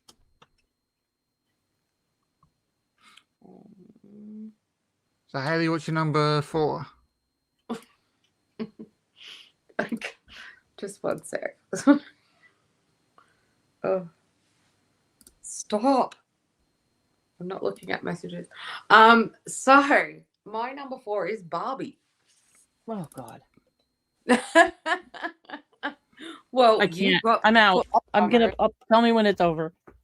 Okay, so reasons, right? I love Greta Gerwig. I love Margot Robbie. I love Ryan Gosling. But that's really not anything to do with it. I just think that it has a great overall message in it. I do realize that maybe they push it too far. I love the visual of the whole thing. I love the cleverness. I love the performances. I think that the humor that they're all just perfect. The humor that Ryan Gosling brings to it is crazy good. He just is perfect for this role. I think everyone who was in this movie is perfect for their role. What do I say about this? Like, there's not a lot I can say. I just think it's clever. It's poignant. It's the message she's trying to get across is about equality, and I think that's a really important. I don't want to get into like the politics of all this stuff right now, but that's not what I'm trying to do with this, and I don't think it was exactly what she was trying to do with it either, and that's why she did it with, you know, humor and cleverness, was because but like, you know, we're hearing about like these like pay disputes, and we're hearing about like how, you know, all the like, why now are women still trying to catch up with men in so many different realms of things, and for her to just do that cleverly and for it to get a response the way that it did. And I do know a lot of males and that really enjoyed this movie and agree with the point. And just so basically, when Margot Robbie has this perfect life as Barbie, and is offered a human life, and she chooses to be human, that was extremely, I don't know, special in a way to me. That made the movie for me, because the whole way through, even though she's Barbie and she's perfect and she lives in the whole, like, in a world that's perfect for her, where she can do anything and be perfect and be the most beautiful and rah rah rah, she chooses to be human and live a life of that's not perfect, and learn, and yeah, and fight for her rights. And that just really resonated with me. So I'm not going to really say anything more, just that it was a really beautiful message. It was a really good time. Everyone was on point. Kate McKinnon killed it. American Ferrera, actually, everyone goes on about her speech, etc. But that speech, like, was so well done, and I agreed with all of it, and I thought it was great. So, because she basically just said what is true nowadays is like, we do this, but when we do that, we're not allowed to do that. And then we do this, but we do that, and then we're not allowed to do that. It's just about the hypocrisy of life, not just as a woman, but also as a man, and just how it's gotten to this point where, like, we don't know what the fuck to say or do anymore. So yeah, that's where I'm at. Shelley, got anything to say about Barbie? No desire, no, won't see it. Won't see it? I did see a video of Ryan Gosling singing Push by Matchbox 20. Oh, it's so broke funny. my heart. Push by Matchbox 20 has been my favorite song for 30 years. Well, 20, Oh, it's so 25 funny. years. It's great. I love that song. I love to see Rob Thomas sing it, and to watch Gosling butcher it honestly made my You stomach think he sour. butchered it? I thought it was I do, great. absolutely. You need to watch the movie and see the context of it all. Like, yeah, like, Ugh. I no, honest to God, Shell, it's not a movie. Like, the funny thing is, right, is like, it doesn't have like an age gap. Like, you would think it was pointed towards like you know, like say 5 to 15-year-olds or something like that. But it's not. It's a grown-up movie that like anyone can watch, and people will pull from it what they want. Like you can still watch it as a kid, but it's not that type of movie. It's actually like it has a message and it's valid, but it's a good fucking time and it's funny. Yeah. So I think you've probably got really the wrong idea about it. Give it a chance. Like, and if you still don't like it, then fuck. You know, I don't care. I don't judge. All right, I'm going to give my quick little 10-second thing to spit on it. I think this movie is the biggest piece of shit I've ever seen in my life. I'm absolutely embarrassed that Margot Robbie actually did this film. I'm glad she got the paycheck for it. But to me, this movie actually makes her look dumb as a person. She produced it. I know she produced it, but to me, this movie just makes her look absolutely completely dumb. No, it really does. Like, I think, yeah, I like totally valid, but from my perspective, no way. Like, she was smart as fuck to do this movie. This movie's gonna go down as one of the best. I just think she's a better actress than this. Yeah, but that was the whole point, was like it was a tongue-in-cheek thing. Like it was just there's so many different like what's the word? I don't know. There's like so many different interpretations that you can take from all the different things in this movie, but it was never meant to be political or whatever. It's all just them saying like this is what's happening with the world. Take from it what you want and let's have a laugh about it. Michelle, sorry. No, yeah, I was just saying they were just pointing this shit out. Michelle, what's your number 4? Sound of Freedom. Sound of Freedom. It's based on a true person, true story, who is fighting against trafficking, human trafficking. And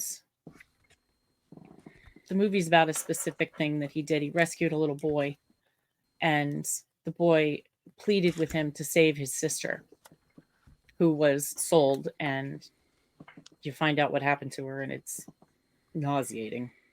But they end up finding the sister. But what he goes through to get this girl, I mean, his wife, he has to leave his own family, and his wife says, you know, go get this little girl back. And he enlists the help of people that want to help, and then some people back out because they're too scared because of where the child is. It's a very, very, very bad place. But it's a hard movie to watch. Jim Caviezel, who I adore, he plays Tim Ballard, and he is amazing. He genuinely feels that, you know, trafficking is a problem. He, in real life, actually helps.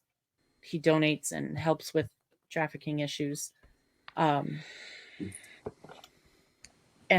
it really sheds a light on the fact that this happens, because there are people in this world who think trafficking does not happen, that they don't sell children to these maniacs who destroy them. They have no spirit, they have no life, they have nothing left. They're basically shells. And it's just really good. I highly recommend it. And it gives me, I don't know what the right word is, that the people that were murdered because they were going to expose child trafficking didn't die in vain. Okay. And that's a whole other conversation, so I'm not going to get into that. Yeah. Well, I had no idea about this film until you mentioned it, so I'll have to check this one out. Hailey, you haven't seen this film, have you? No, and I'm not going to talk about it. Okay. All right. My number 3 is Where'd Haley go? Evil Dead Rises. My number 3. Yeah, I'm definitely glad they made this film. It definitely got me back into the Evil Dead franchise, because as when I watched the first one for the first time, I had no interest in watching it. I absolutely hated it. So then, yeah, when I found out this film was coming out, I went back and watched the 2013 film, and then obviously went into the theaters and watched this film. This was a no for both of you. You haven't seen this? I don't No, like this zombies. This is an honorable mention for me. Yeah. Yeah. So I have a very complicated relationship with Evil Dead. So when I was a kid, like very young, I saw the first one and scared the absolute shit out of me. So it took me a really, really long, because especially there is one part, and like, you guys, you know, if you haven't seen the first one, suck it. This girl, one of the girls goes into the woods, and obviously, like, the Deadites, or no, not Deadites, the what are they, in the woods, and they possess her by raping her with or sorry, essaying her with the roots and the sticks of trees, and she becomes possessed. And I'll never ever get that vision out of my head from when I was like 6 years old. Anyway, so it took me a really, really, really long time to watch Evil Dead again, like in my teens. But then I began to watch like Evil Dead 2, and that's just hilarious and iconic. And then obviously um Army of Darkness, which I love. Anyway, so when Chris and I first started talking, we watched this movie together because I was too scared. That's to right. And yeah, I enjoyed it. Bits and pieces still just scare me about Evil Dead, like the way that they can get into the person's head that they're fucking with. Like we always say, that they emotionally fuck with them. Um, Still gets to me. But the last thing I will say is just that loving the Aussie representation in horror movies at the moment, and the Aussie chicks in this killed. And I think one of the little girls was from the remake of the Firestarter movies, and she was also in one of the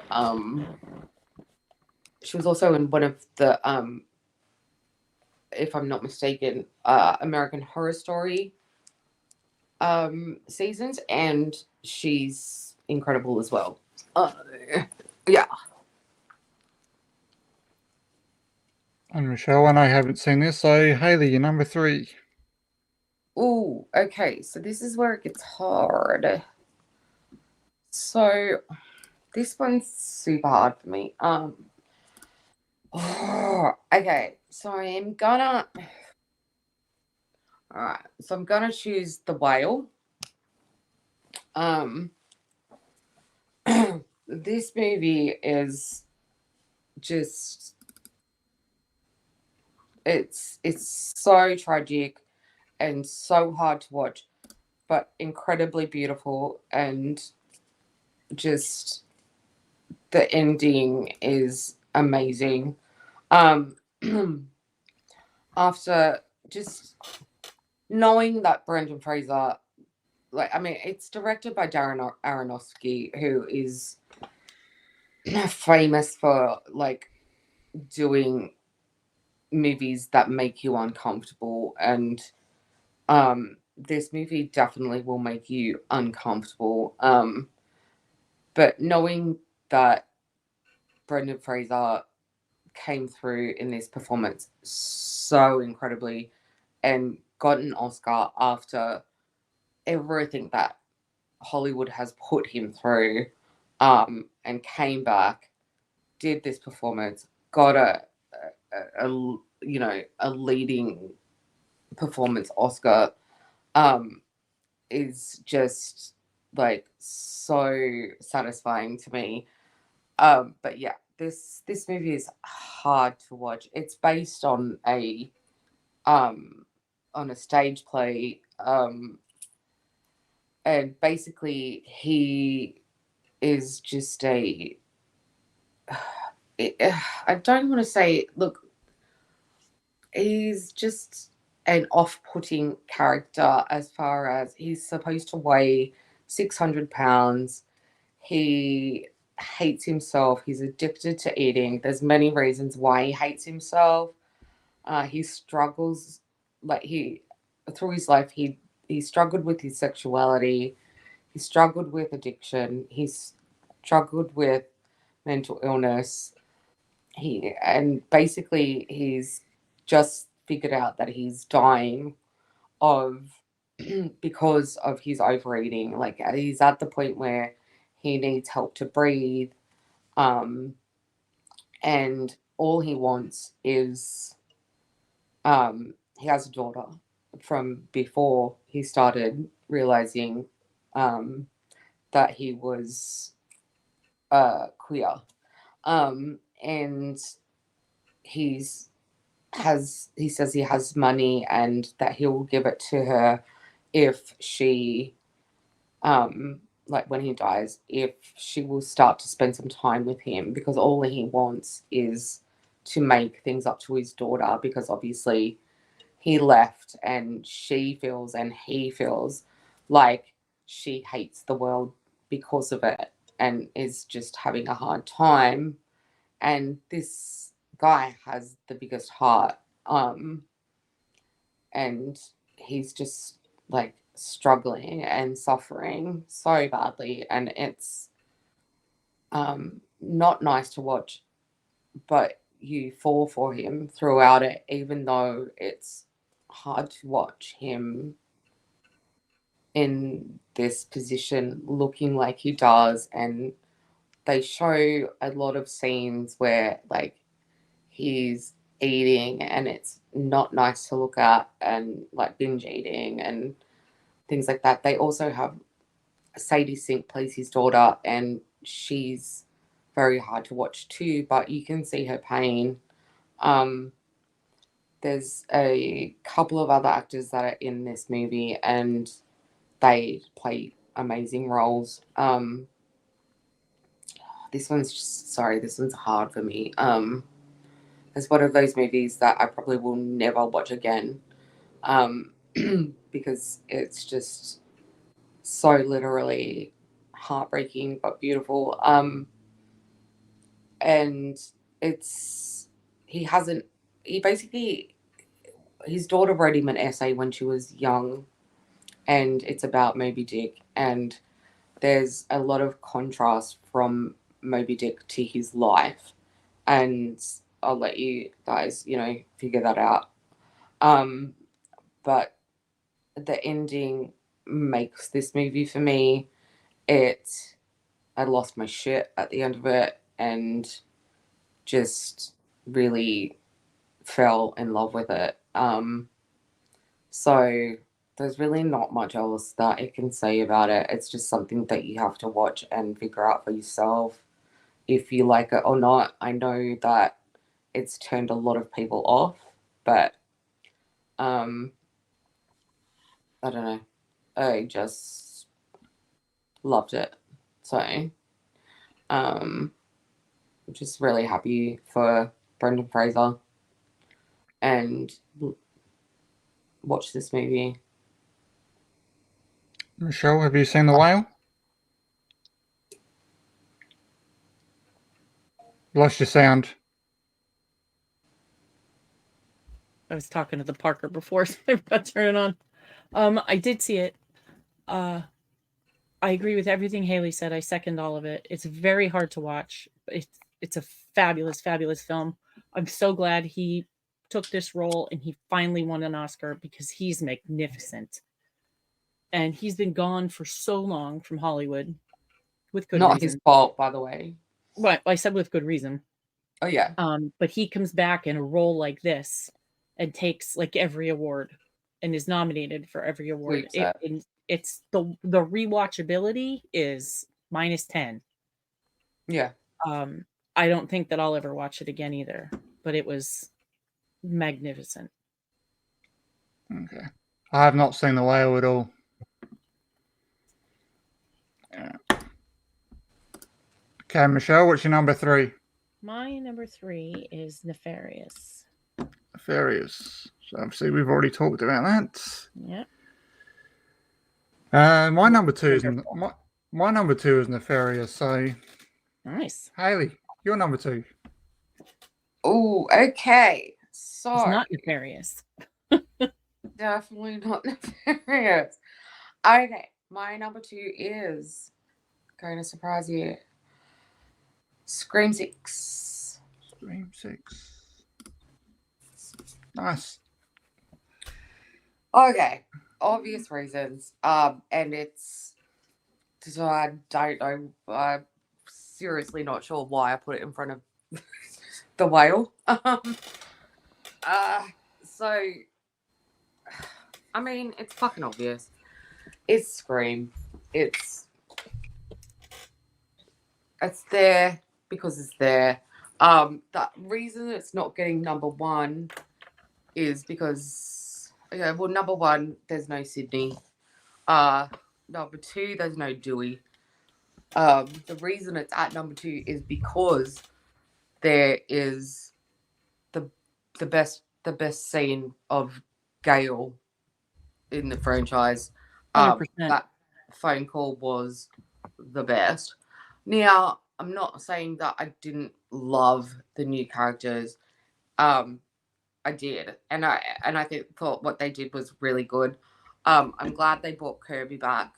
And I think like a lot of people are saying that they did it in a forced way. I think that her being an FBI agent was actually really good, especially after what happened to her and, you know, her horror knowledge, all of that sort of stuff. That makes sense to me, a lot of sense to me. The one thing that I didn't like about the Kirby character, though, is like she just didn't have that tenacity that she did in the first one. I understand, like, you know, the trauma and all of that stuff, but I don't know, there was just something missing there for Kirby with me. So that brought it down on my list. Now, Sam killed it. Jenna Ortega actually annoyed me a lot in this film. She was complaining the whole fucking time. But I did like her and Chad thing. Okay, so the thing about this was the opening kill, like that surprised me, and had me going from the jump. So, and it had my girl Samara, my favorite scream queen at the moment, and fellow Aussie, and that was good, but they could have done so much with that. And then we had these awesome scenes and like, you know, cat and mouse shit afterwards. And we had the bodega, we had the subway scene, we had the shrine. But there were just so many plot holes. I don't need to get into them. Everyone knows them. You know, also the shrine was wasted. Sydney and Gale should have seen that. Also, again, so many plot holes in that shrine. And then it was gearing up to be like one of my favorite sequels, and then that fucking reveal. I have to give it props. I did like that there was three Ghostface. They got me there. I knew from before I even watched it that Dermot Mulroney was going to be a Ghostface. And What else would he have been? I think everybody knew that. yeah. He was in it. The thing that pisses me off about the last few films is that it was so easy to pick Ghostfaces. But I have said to you guys before, and I do actually, like, this is an excuse. This is like an actual, feeling that I do have, is that it really isn't about who the Ghostface are anymore. It's about the motive.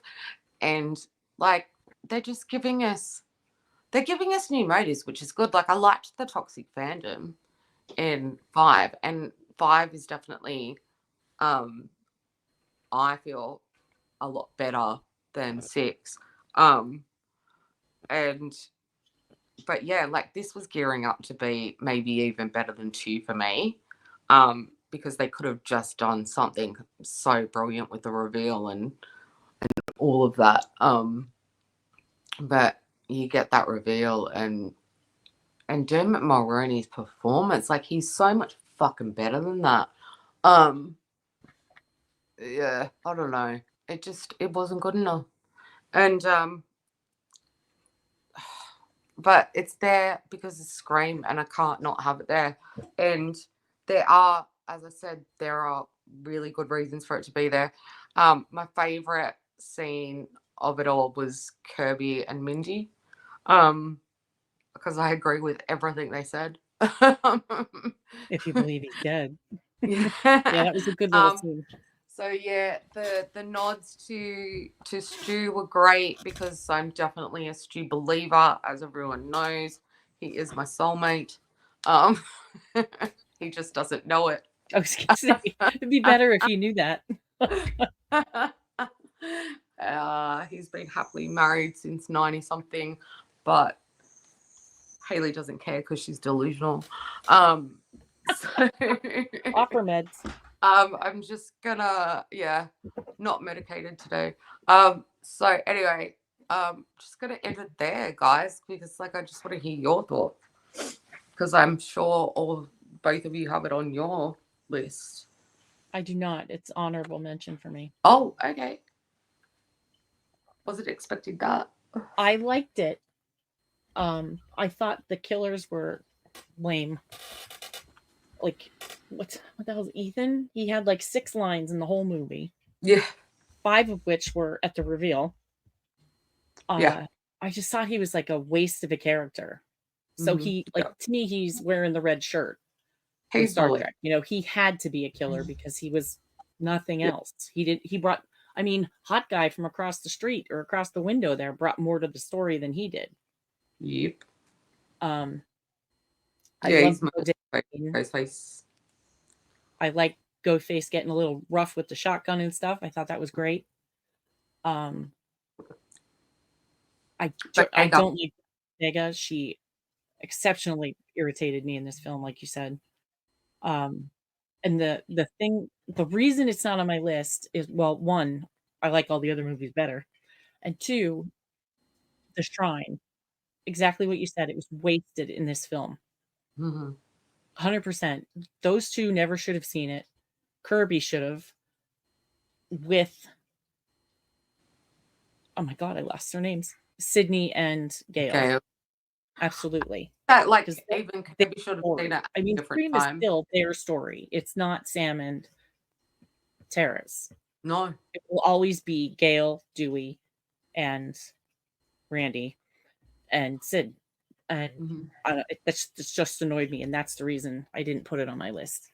I can give grace to Sam seeing it because of Billy. Because I don't have any issue at all. I think that's actually a really clever plot point that they put into 5, that Sam was Billy's daughter and that she's seeing him, and that, like, the mental health thing, but which you have to like draw a very fine line with, because I thought that was good too. Yeah, it was nice to see Skeet again. I think 5 was done actually really well, especially after I watched the the director's commentary and found out just how much they loved and respected both Kevin Williamson and sorry, Wes, yeah. But 6 just out the fucking window. It is the shittest one and sucks. But had good, definitely good shit in it. But like, yeah, the shrine thing, fuck yeah. We've talked about it a million times. Mm-hmm. Chris. Well, I love Scream 6, obviously. Went to the movies and saw it 3 times. Opening's great with Samara Weaving. Lovely. I like the part at the start of it as well where he takes the mask off because you've never seen that before and you didn't know whether there was going to actually be a revealed killer through the whole film. Did you think that was wasted though? No. Okay. I thought they were going to do something different and he was going to be the killer or one of the killers the whole film and we just knew that was him. I was really excited about that part too. I was bummed when he wasn't a ghost face. Or I thought they could have at least, a good thing would have been that like the real ghost face could have been using them, right? And so they thought that it was this guy, and you know, like then you really, really did not have a fucking clue who the real ghost face were. Where like the whole time you knew it was fucking Dermot. Like, oh, so stupid. I honestly thought they were fucking with me. What else? Probably easily has the best title drop in the whole franchise. The bodega scene is great because you actually got to see Ghostface use a different weapon. Yeah, just to mix it up. And obviously we've talked about the subway scene, which is something you haven't seen in the Scream for a long time. It actually gave you butterflies in your stomach. Mm-hmm. Just waiting. You knew it was coming, but you're cat and mouse. You knew it was coming. But in the trailer. Yeah. And I knew Mindy was going to cop it. I learned to love the reveal in the end. I wasn't a big fan of it when I saw it the first time at the movies, but as I've seen it more and more times, I enjoy it a lot more. I can say kind of agree with you there, whereas like I hate the reveal, but I like the third act. Whereas like I've liked that better because of the killings. And I do like how in these ones they have really swapped it so that the protagonists like Sam, etc., are the fucking brutal ones, and that like that the ghost faces are the ones getting fucking smashed. Like the kills are so fucking extreme on them. Like I do like that. Michelle, what's your number 2? Missing.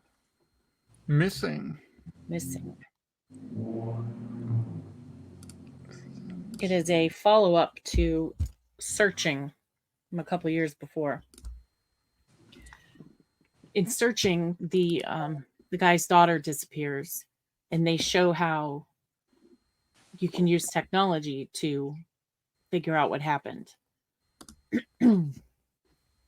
In Searching, in Missing, sorry, the mother vanishes. And I thought I had it figured out 3 times, and I was wrong every time. That's always good. The daughter uses her computer to follow the mother. She actually gets in touch with this bike messenger guy in South America. I can't remember what city they're in or what country. But she gets in touch with this guy, explains the situation, and he helps her by going to the hotel and this other place, because obviously she can't get there. And the people won't help her because she's in America. So it's really interesting and scary to be honest, how much we're affected by technology by just driving down the street. How many cameras are on us, license Yeah. plate readers, things like that. And they showed in this country that there were like 50 cameras on this bridge, which is where you see the mom. I didn't give anything away, but like 50 cameras on them, and she was able to access them. I can't remember how. Oh, because they're public domain. But it's just super strange, and a little terrifying. But I highly recommend both of them. They were wonderful. It's the whole Big Brother thing that we are always talking about. Mm-hmm. And this Like, girl, yeah. I mean, she's brilliant, but she figures so much out by just being on her Mac. Yeah. It's incredible. I love these movies. Absolutely love them. Also, Yeah, No. I've seen Searching and Missing, but I'd probably say I did enjoy Searching a lot more than Missing. Just the story appealed to me a lot more, Mm-hmm. and especially with the reveal. Definitely. Yep, it was good. So obviously my one we've just talked about, which was Scream 6. So Hailey, what's your number one? you guys are not going to be at all surprised. It's the Iron Claw. Okay, so this is another devastating one. So this one's weird because I guess it's set more like 70s, 80s. I'm not 100% sure. I didn't do a whole lot of digging into this one because I just didn't want to. It's tragic as fuck. But there's so many good things and bad things about this movie. I don't even know where to start. So I thought I knew a lot about wrestling, but obviously, like, my sort of knowledge of wrestling was more like 90s, early 2000s, and when it was WWF, and then they had to change it because of the World Wildlife Fund, or whatever. So this is a bit before my time. And I actually just really cannot believe that I've never heard of the Von Erichs. So the Von Erichs are a wrestling family. They were hugely, hugely popular, hugely successful, but they lived like the family just suffered tragedy after tragedy after tragedy. But their bond so there's 4 brothers, and their bond is beautiful. Their father had tried to be a wrestler and didn't make it through to be anything. So they had children. It's got Moira Tierney in it, is the mother. The father, I can't think of who he is. I know he was in Fight Club, and he's the one that says his name is Robert Paulson. So I always think of him as like the Robert Paulson guy, right? But I know he's been in a lot of stuff. Anyway, the father is I don't know how exaggerated it is, but he's like a horrible person. And this movie and this story is so tragic that when there is only one Sorry. there's only one surviving Von Erich brother, and when the director and maker of this movie went to make it, had to go to him and say, look, there's 4 of you, I know, but we need to make it 3 because this is too much. Like, the tragedy is too much. So anyway, so they kind of like merged 2 of the brothers into one, and they were okay with it, So anyway, the father is like terrible, and it gets like there's a scene at the beginning of the movie that like you just don't forget, and he's saying like you're my favorite this week, but it could be you next week, like blah blah blah. This is the type of father that this is. So, and the mother's not much better and kind of follows along with the father, and is a little bit sort of, I don't know, just oblivious. And anyway, these four brothers, just because of all of this joint, like they make this bond, and they love each other so much. And anyway, it has Zac Efron is the main oldest brother, and his performance in this is incredible. And it's like, you know what, Zac Efron, you cannot be beautiful in so much shape, be able to sing, dance, and like act like a fucking, pro all at the same time. Like, but he is incredible and deserved so much more accolades than he got for this. And then you've got it's Jeremy Allen. I don't know. He's from The Bear and Shameless. I've loved him for a really long time, and he got like fit for this movie. Anyway, this movie is just about well, I would say like brotherly bonds, but instead I'm gonna say family bond, and how much you love each other, especially when what I resonated with was that the father was just like pushing them constantly to be perfect, and they couldn't be. And in wrestling, like it's not a well kept secret that it's all fake, and you have to do certain things, and you have to follow the rules and do what's asked of you to get the wins and to get the titles and etc. And everyone pits these brothers against each other, but they just won't have it. They just love each other so much. Anyway, a lot of tragedy happens in this film, and I'm not going to say anymore, but a lot of it is not even put into the film. This film is just one of those films where you will watch it and your heart will break, but the bond between these brothers makes you just fall in love with it as well.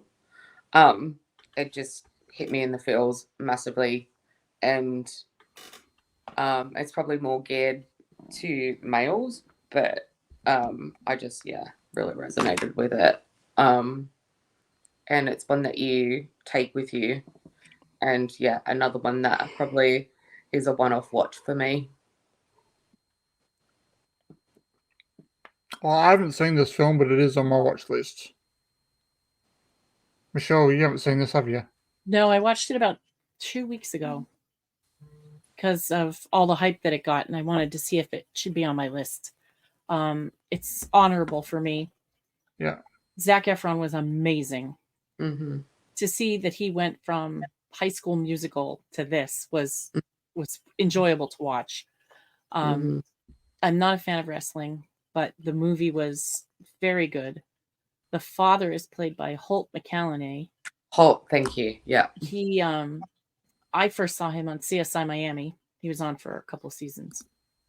But he's also in Mindhunter on Netflix. Yeah. Mm-hmm. Yeah. It was good to see Maura Tierney back too. She hasn't been in a lot lately, other than Twisters. She was just in Twisters too. Crazy weird in this movie, man. Mm-hmm. Yeah. I just got so much weirdness from her in this movie. I'm glad they left the other brother out, because I don't think I could have handled any more tragedy. I mean, it was it was another. It was basically unbelievable. I don't know. Definitely a one-off for me. I have no desire to ever watch it again. I don't know if you know, but like the other brother was it was a similar circumstance to the youngest brother. Yeah. No, I haven't looked any of it up, but I will now. And also, like, Zac Efron's character, like, one of his babies died. Like, yeah, it was too much. Like, it was too much tragedy to put in it. Like, so, like, to know that on top of it, I was just like, are you kidding me? Like, it was, because it was so full on as it was.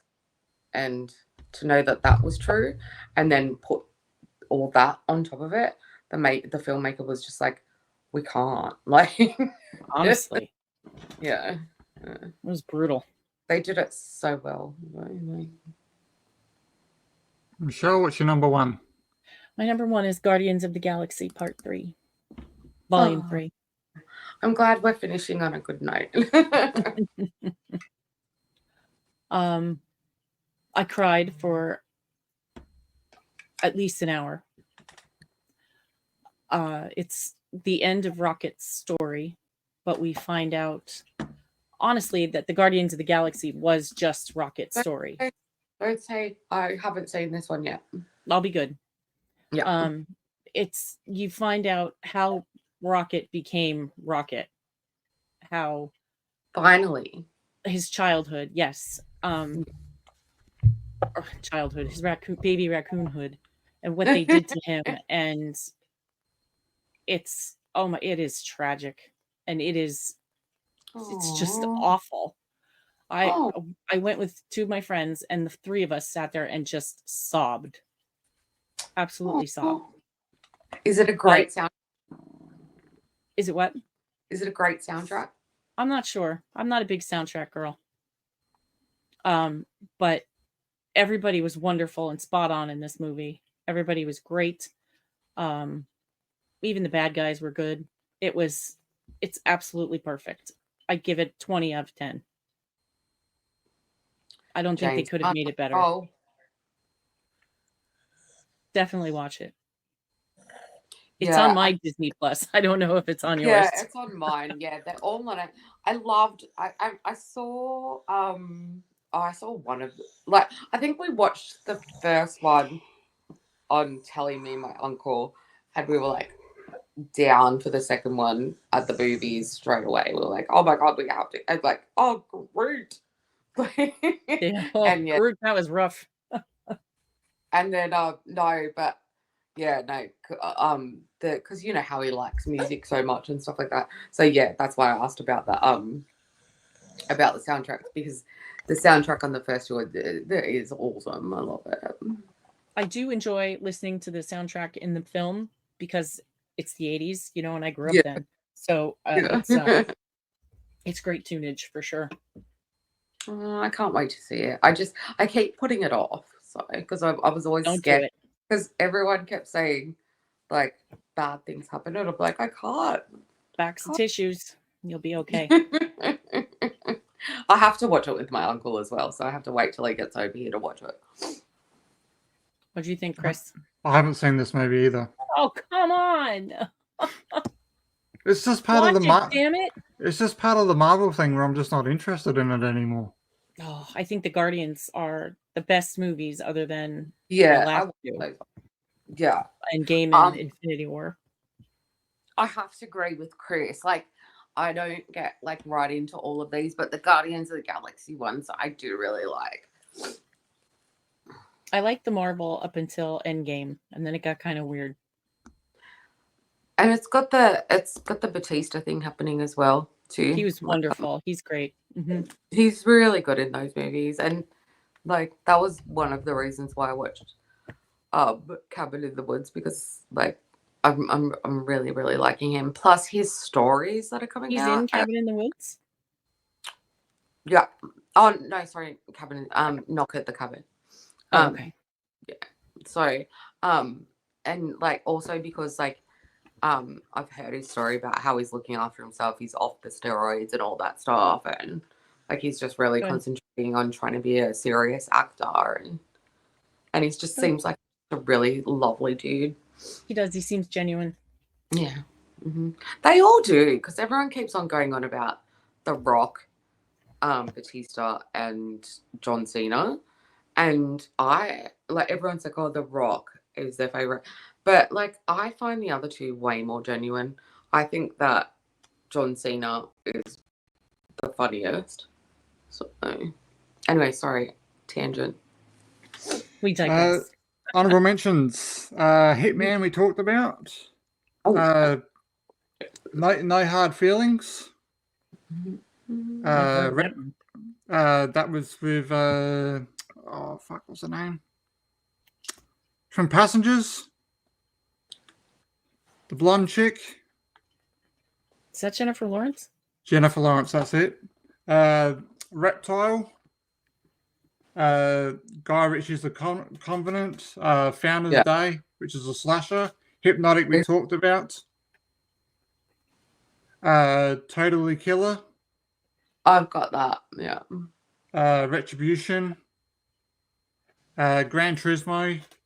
And this is the movie that nearly made my top 10 was Desperation Road. So mine were, I didn't have many. So Oppenheimer, Evil Dead Rise, Saw 10, Totally Killer. Really, really liked Totally Killer. Probably would be the top one. That one was really cool because I don't know, did you guys see that? I've seen Totally Killer. Yeah, No, I haven't. Yeah. It's on my list now, though. It was fun. It was cute. It was just it was just a little bit of fun. It was just stupid and a kind of different idea. And they, use time travel. That's always fun if it works. Also, I put Renfield. I don't really know why, because I didn't love it. What I did like was that he was going to like group and shit like that. And I found that funny. And then also just that I really liked Nicolas Cage in that, because Nicolas Cage is really hit and miss for me. Like, he kind of just does, he's another one of the one note type ones, and he'll kind of do anything for a paycheck for some stupid reason. Because he was in so much debt. Huh? Because he was in so much tax debt, that's why. Oh, is he? Oh, so that's why he does. That's why now he just takes the roles that he wants to take now. Oh, well, that's good. I'm glad that he's doing that, because because he is very, very one note sometimes. Like, it's either put the bunny in the box, or or like put the bunny in the box. Yeah, or it's like, like, you know what I mean? It's either action, or it's like trying to be horror. You know what I mean? Like, it's serious, or it's trying to be outside of the box, but it's kind of the same in both genres all the time. So yeah. Anyway, yours, Michelle? Mine are The Whale, Saw 10, Iron Claw, Scream 6. I went through the ones we've already went through. I put Late Night with the Devil on my honorable mentions because I know I'm going to love it, even though I haven't seen it yet. I think you really will. Insidious Red Door. I like the Insidious movies. I like that they have an actual story built into them. I really enjoyed them. And I like the last one. I know it got terrible reviews, but MI7, the first half. And one I happened upon, and I only watched it because Kiefer Sutherland's in it, and Lance Riddick, who this came out after he passed, was the Kane Mutiny Court Martial. I'm gonna have to put that one on. It's fantastic. It's just the whole movie takes place in one room. I have to see. Okay. And Kiefer Sutherland is magnificent in this film. I I highly recommend it. What was he in a cameo the other day? Oh my god, he was so fucking funny. I don't know.